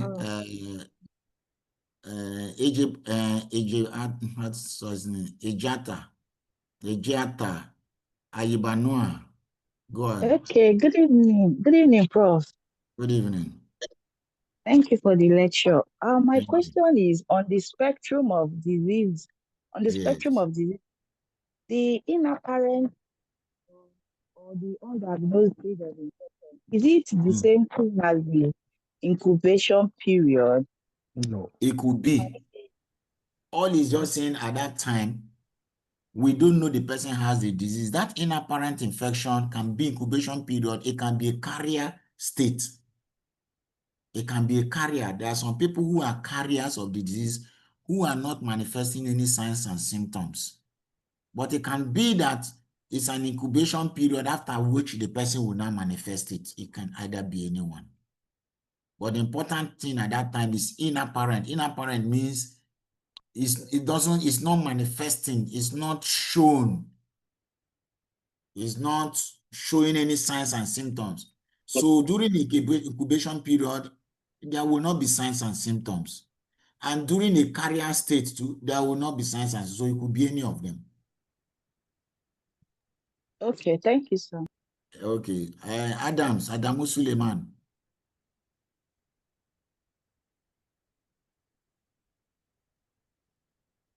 Hello, Adams Suleiman. All right. Enyonam Ganaglu. Sorry if I didn't pronounce your name well. Pardon me. Thank you, Prof. It's Enyonam. Thank you. Enyonam is all right. It's better for me now. Enyonam. Thank you, Prof. I have a little contribution and then a question. Oh, yeah, please contribute. For me, the quaternary level makes a lot of meaning because somebody in mental health, when you start seeing a case like cancer or somebody with thyroid problems, then we know that the person is going to certainly develop something like, say, depression, or with thyroid, it can go into psychosis. So what we do is then we try and screen. We administer a self-reported question, something that can pick the risk factors so that we can start educating both the client and the family. So I hope one day this quaternary will be accepted by the whole world because it makes a lot of meaning. It has a lot of meaning. That is why we say the way to address it is education. So that once people know that for each cases, professionals need to be really, really professional. And a lot of knowledge is required for you to give reasonable care to people. It should not be done wishy-washy. If not, it will cause more harm. In the process of trying to treat people, you push them into a lot of things in that process. That's what it is. Thank you. Thank you very much. And for my question, the media space today, I don't know about Nigeria, but in Ghana, people come on the radio stations or TV stations and they are offering medical education. However, there's a portion where the lines are opened for people to bring To up ask issues questions. and ask questions. So where Yes. do we place this kind of health promotion activity? Will it be, we call it hybrid? Do you call it what? A hybrid between counseling and education, or how do we place it? Thank you. Okay, good. Great question. Whether is education. It's still education in the sense here you are having a feedback, people asking questions to understand more. To understand maybe something is not clear, they want clarification, they ask questions, they want to understand more. So it's education. In counseling is usually personalized. Counseling is usually personalized. Okay, now the counselor brings up options. Okay, since you are doing this, these are options. Which of them do you think you can practice? So the person that is being counseled maybe will choose an option. You know, it is best, we say, if somebody advises him or herself, is best. The person chooses, okay, I can do this aspect, and the person will be willing to do that one the person chose. Otherwise, you can educate the person and all that from here to Jericho. Is entering this year, is going away this year. That is why we say research studies have shown that education does not always lead to practice. Education does not always lead to practice. That's the truth. So counseling is usually personalized on individuals, individual basis. Okay, Dr. Edunwani Ugikumo. Prof, good evening, sir. Good evening. Prof, good evening, sir. Good evening. Yes, sir. Actually, it was actually more of teaching than lecturing. It is wonderful, sir. Okay, thank you. At our undergraduate level, we do know primary, secondary, and tertiary. Yes. Yes, and I think it is knowledge improvement. Yeah. This primordial, primary, secondary, and quaternary. And you said they can be cross-cutting, meaning that one can be two. They can cross-cut, yes. Depend on the particular circumstance. Yes, sir. So the previous knowledge, can we completely throw away the previous knowledge and stick strictly to this primordial, primary, secondary, and quaternary, sir? Can we? Since it's modernized now, because you see, the reason why it's modernized, particularly the primordial, we looked at what the primordial is seeking to address. The primordial is seeking, targeting risk factors, because we could separate risk factors from disease. Risk factors are not diseases. Of course. Risk factors are not diseases. That is why I say you said it right. Knowledge is improving. For people like me who went to medical school some 40 years ago, I mean, well, if there are so many of these things that were not even taught, knowledge is improving. So risk factors are different from, they are risk factors. It is not disease. So when you want to aim at, okay, let us make sure that smoking is not the only risk factor. There are there are risk factors for sexually transmitted infections. There are risk factors for several other diseases, okay? So if our aim is to make sure we prevent these people from, imbibing any culture of that will make that risk factor emerge at all at that level, then that's why those things were carved out. But before now, they all merged. They look as if it's one thing, but as time went by, other reasoning begin to say, look, we can't merge them, they are different. Risk factors is different from the disease itself. So that is why it's like that. So it's good to use the modern one because there's reason for its adoption. Those of us who are even far older than you, we have moved on to the new one because it makes sense. All right. Okay, Thank you, sir. Thank you, Prof. All right. Go ahead. After Hi, which my yes, question is from yesterday's lesson. go ahead, There are two please. questions. The Yes, first please. one is, in what ways can the web of disease causation model be used to design more effective public health intervention, especially in low resource settings, like let's say a village in Akwa Ibom or Calabar? Okay. Yes. And then the second question is around what are some of the methodological challenges in applying the web of causation theory in epidemiological research, and how can this be addressed to improve causal inferences? Okay, the first question is about you're addressing, what did you say? Is it So how the disease, web causation, web of yeah, in what causation ways can the web of disease causation be used to design more effective public health program? intervention? Yeah, okay, yeah, let's answer this first. For you to use the web of causation, it is to design a public health program is very simple. It's very simple.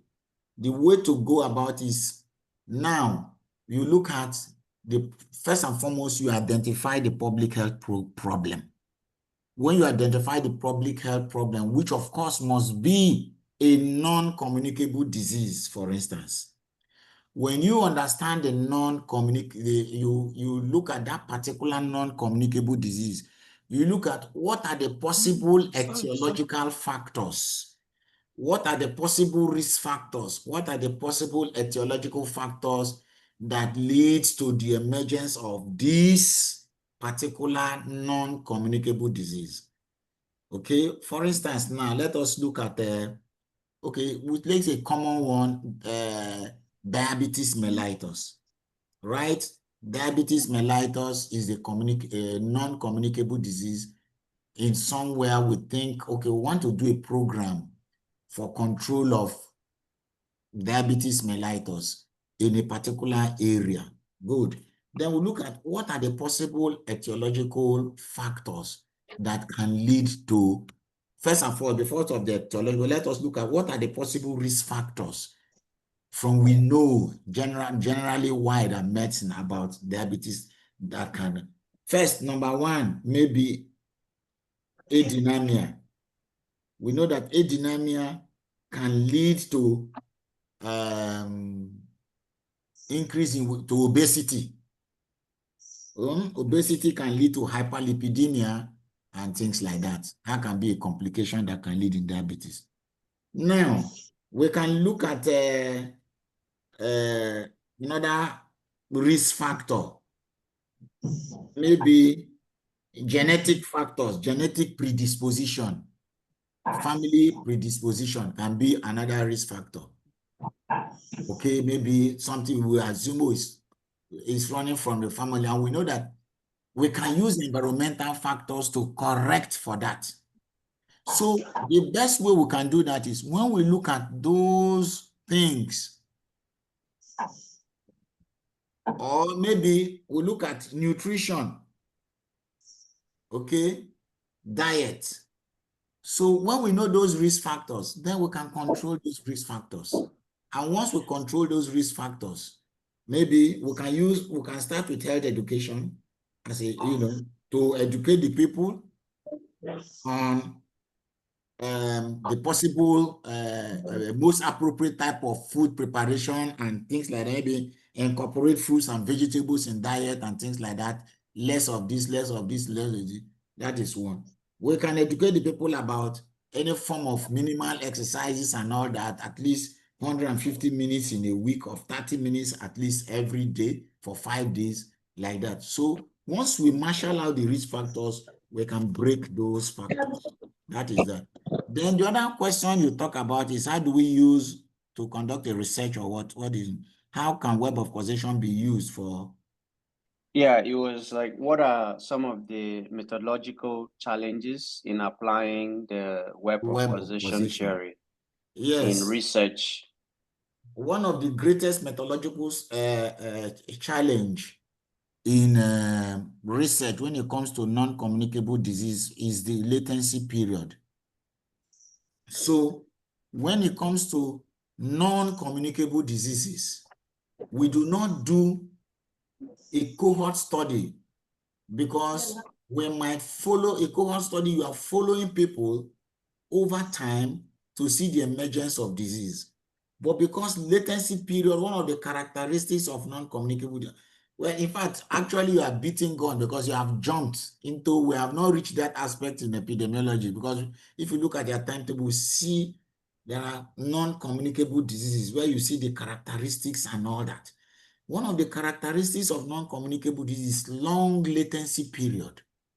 Okay? It could be very long before they manifest. And in fact, it is not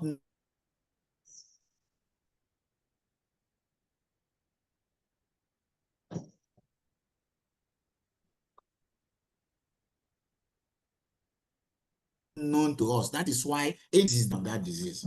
Because it's not. Logical constraint can be that we can never adopt a cohort study when we are looking for a non-communicable disease. Rather, we can do a case control study. We can look at the diseases now and which exposure variables occurred in the past. So that can be a challenge. And when we do that, then where the test statistic, which is the odds ratio is what we calculate. We cannot calculate disease incidence. And odds ratio is just talking about probability of occurrence. There is nothing concrete in it because it's talking about probability of occurrence. You see, so that's a methodological constraint. All right. Next. Thank you. Thank you. Samira Suleiman. Go ahead. Then Samuel Enebe Anthony. I think our time was also up, but go ahead, go fast so that I give you another 10 minutes and I'm out of here. Good evening, sir. Good evening. Please, my question is on the post-exposure prophylaxis end. Yes. Where I'm coming from, we normally give ritonavir, lopinavir, tenofovir, and lamivudine. In the absence of this, we give dolutegravir. But during your presentation, you mentioned only ritonavir. I want to know, Nigeria, do you use only lopinavir for the post-exposure? We use our national program. We use the WHO. We do the same thing as you do. Those things are all in Africa, because it's what I just mentioned, because that is not actually the subject of the lecture. You understand? Yes, please. We use and my the second question. Yeah. I read somewhere that alcohol is the only substance that can cross the triple Bs, which is the blood-brain barrier. But you mentioned measles also has the ability to cross that triple B. Does it mean it's not only alcohol? There are several. That's why we have viral meningitis. There are a lot of what do you call it? Viruses that can cross that blood-brain barrier. There are viruses so that. does it mean it can affect the central nervous system? Of course, it does. Yes. Once it's able to cross that blood-brain barrier, it affects the nervous system and cause encephalitis. And viral encephalitis, most people don't. Most of the patients succumb to it. Thank you very much. Yes. All right, Samuel Anthony. Prof, yes, go ahead. We are very grateful for that wonderful lecture. Please, we would like you to enlighten us. What is the role of a social health worker at A&E, especially when we have a lot of cases of disability impairment?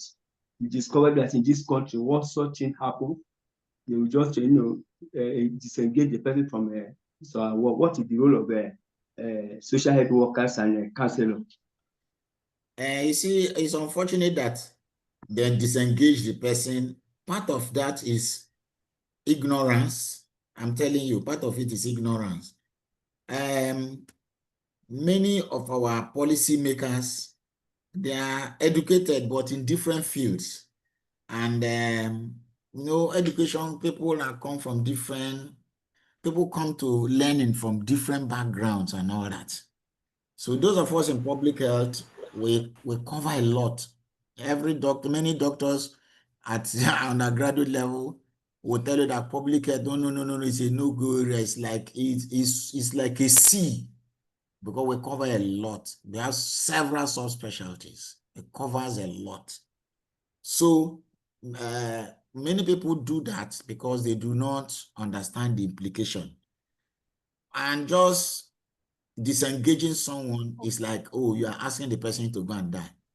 And those are the things the labor unions should have fought for. But many times the labor unions are politicians. They are politicians. They are only after, when they go to the executive or for whatever, some of them, they use it to further their own personal, and because those are some of the things, collective bargaining. They come and be speaking grammar they don't understand very well themselves. These are the things the labor union should do to protect the worker. How well are they doing it? Well, so those are the things. Some of them, I will not believe that they don't know. If the executive, some of those might not know, because people are just given certain appointment for political patronage. They might not be vast. But some labor people, there is labor institutes. They attend labor institutes, and they are well trained. So they know. But as they say, corruption, most times they come and accuse people of corruption when they are corrupt themselves. So that's the problem. So I can't help here. Okay, sir. Thank you very much. Thank you. Jerry. Dina, then Kati Yaye. Hello, good evening, Prof. Good evening, Good my dear. evening, Prof. Good Go evening. on. Good evening. I Okay. can hear you. Go on. Okay, thank you for the lecture. So it was quite interesting. So my question is based on yesterday's zone, epidemiological triangle. Go ahead. So when you Yes. classify those diseases that have vector, like mosquito, could we say that there is a fourth dimension of it, or I don't know, or is it under environment? Who classifies those vectors under environment or host? They have intermediate hosts. They are agents now. Okay, they are agents. Yes. Like for example, guinea worm that have cyclops that carry them where they mature, or mosquito now that plasmodium, they carry the plasmodium, then transmit it to human beings. So should we classify it under agent or the environment? Because I know there's something like intermediate host. Agent. In as much as guinea worm is agent, it's just that what you are talking is the life cycle. What they are talking about. The first and foremost is the agent himself. But he now passes his life cycle in through different is the agent. It's an agent, yes. Okay, thank you very much, sir. You're welcome. All right, so I think the next one is who else am I? Yes, sir. Yes, sir. Matthew, I thought you have answered Yeah. Okay, go ahead. Before Kofi Bariledum. Okay, sir. Sir, I am still on the levels of prevention, sir. Quickly.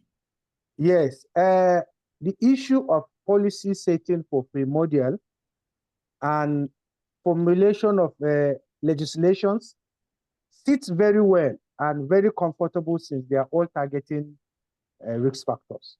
But the activities of health promotion, like health promotion activities clearly on maybe reduction of alcohol, health education, and whatever, they are centered towards incidents, towards activities that ensures the risk factors are present within a society, within a community.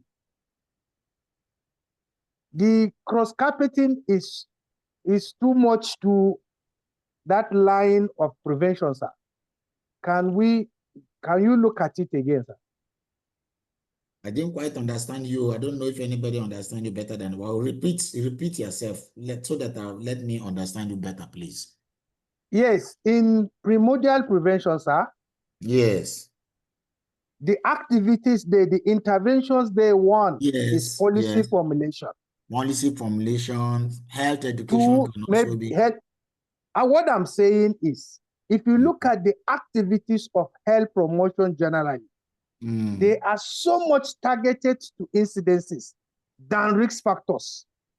Since the primordial is actually making sure risk factors does not exist in the society or in a community, but activities of health promotion are targeted so much towards ensuring incidences of diseases reduces. Like how? Give me examples to convince me. Okay. Give me one or two. At least one. Can I contribute, Prof? Okay, go ahead so that, because it's like his network is fluctuating. Okay, so I think that his concern is that using alcohol control as an example. I have not been able to get that one. Yeah, I know it's your network. Your network is disturbing. It's fluctuating. Okay, so using alcohol control is saying that health promotion for alcohol, health promotion for some diseases is actually supposed to be focused on people who are already at risk of it.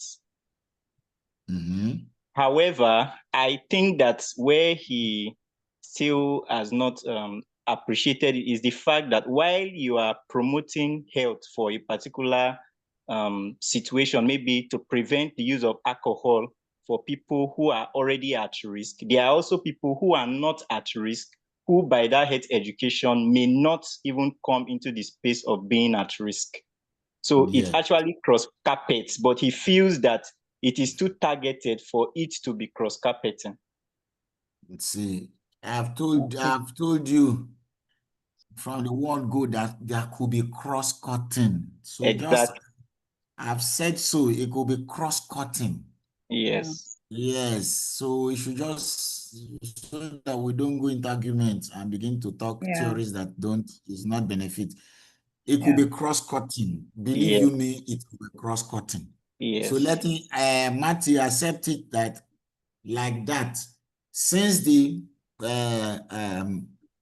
target is preventing the risk factors from emerging, is health education. You can use education preventing the risk factors. See, the way we do it is this.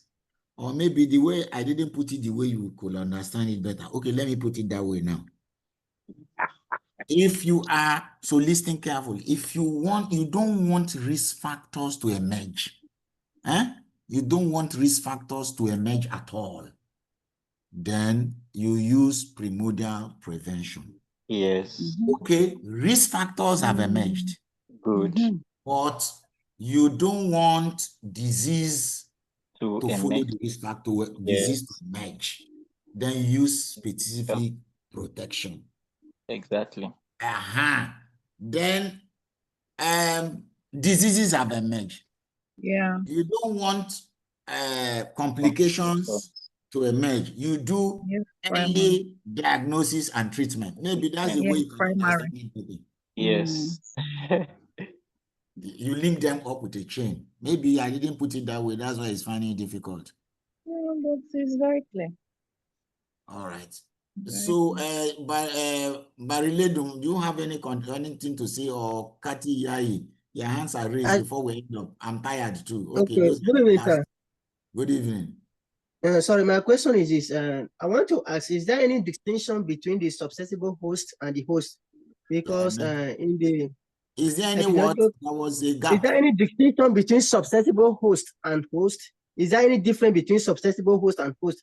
Because Okay, in the epidemic. Okay, let me explain that quickly.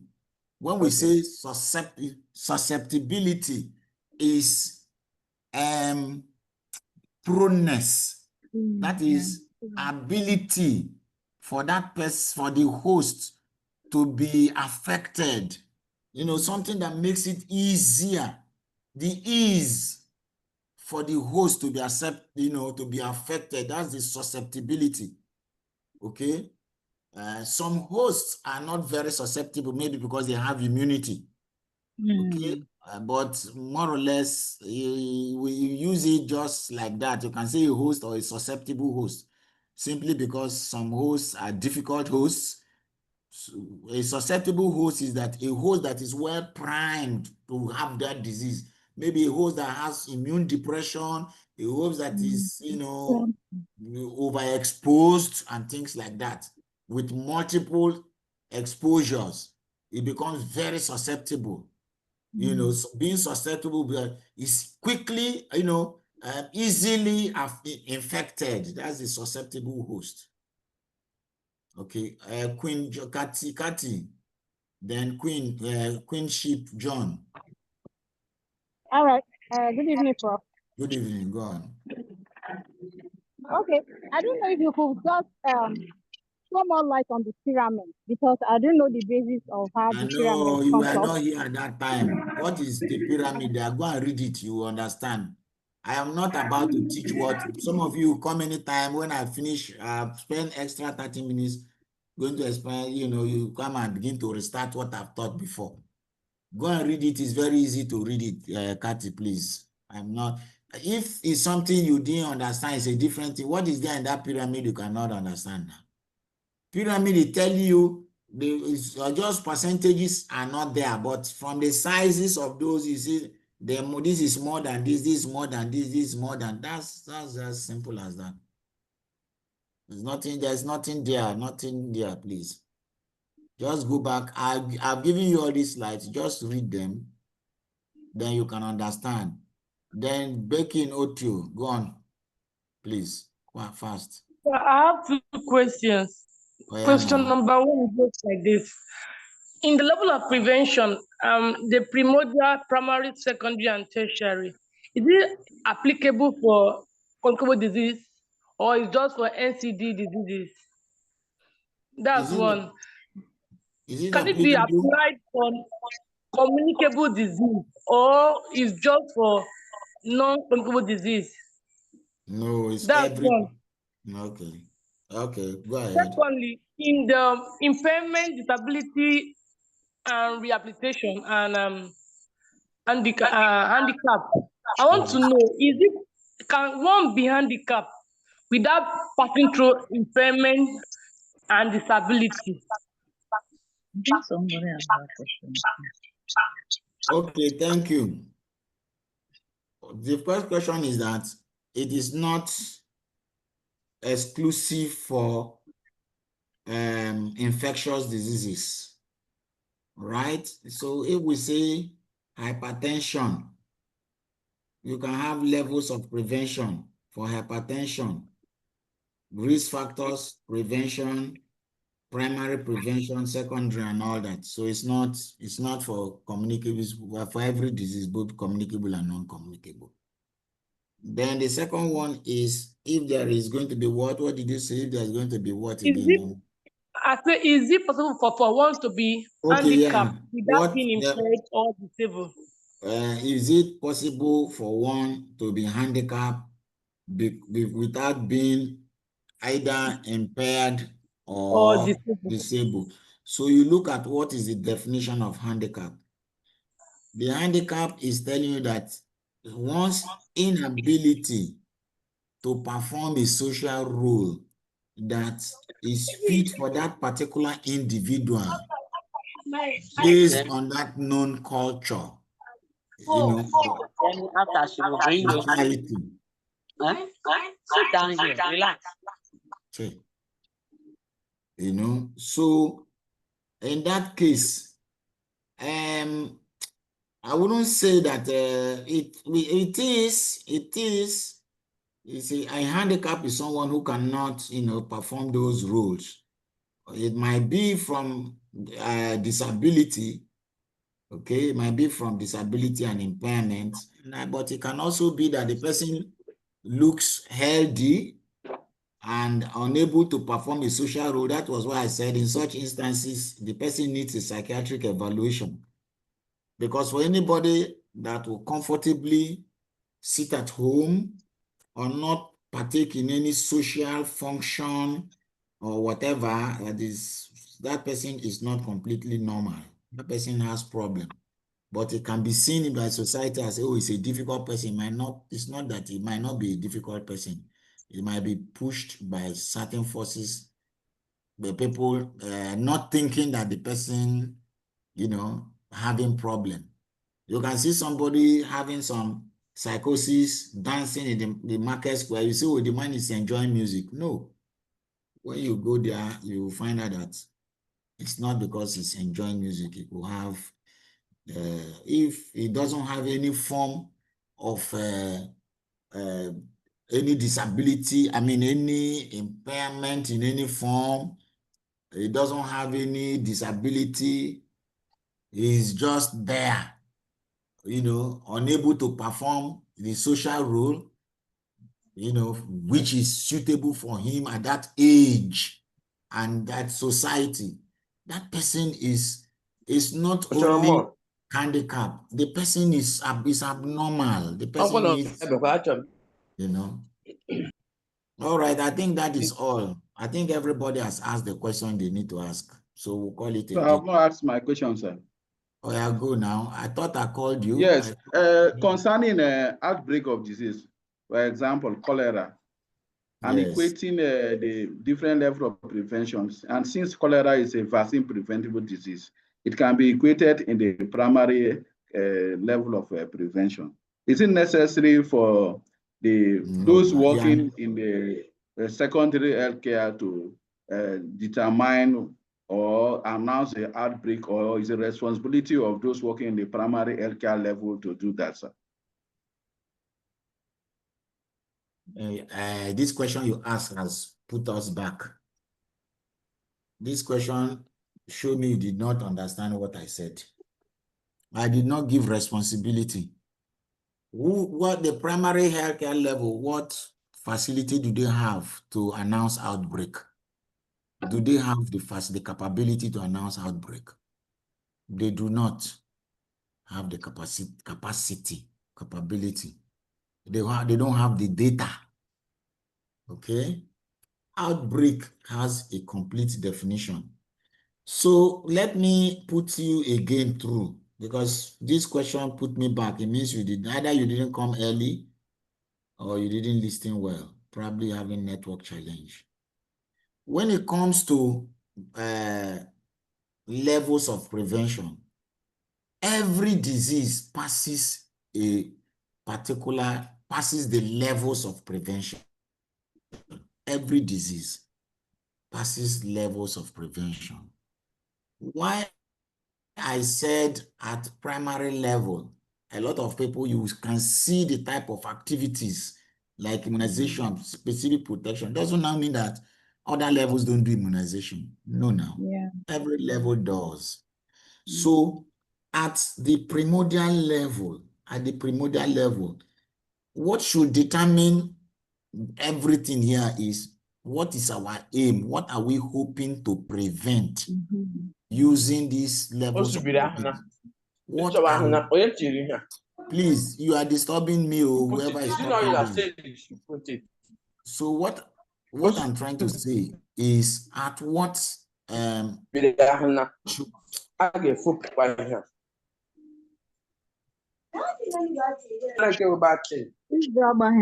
please, can you mute yourself?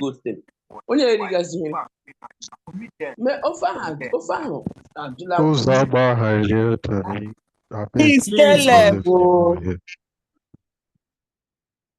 See, what I'm saying, the important thing is to look at what level are you hoping to, what do you want to prevent? That's the first question you want to ask yourself. What do you want to prevent? Do you want to prevent the risk factor? Then you are thinking of primordial prevention. Yes. And what you are going to do.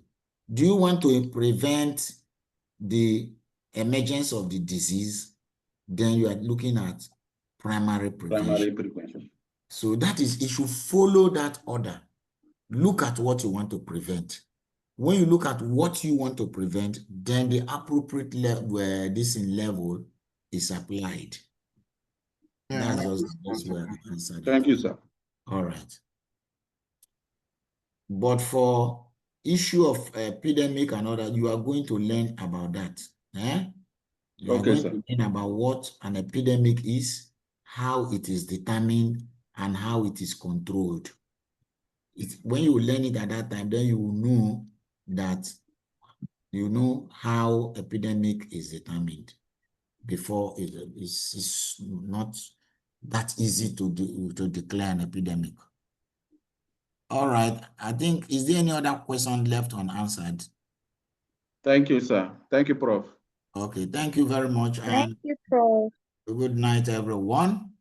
Yes. Thank you, Prof. Thank you so much, Nice, sir. sir. Good night. Thank you, Prof. Thank you, Prof. Thank you, best Prof. So delicious class. Thank you, Prof. Thank you, Prof. A delicious so lecture. much. Thank you, Prof. A Prof, delicious lecture. Thank you, bro. Thank you, Prof. Thank you, Prof, for a delicious lecture. Any state now.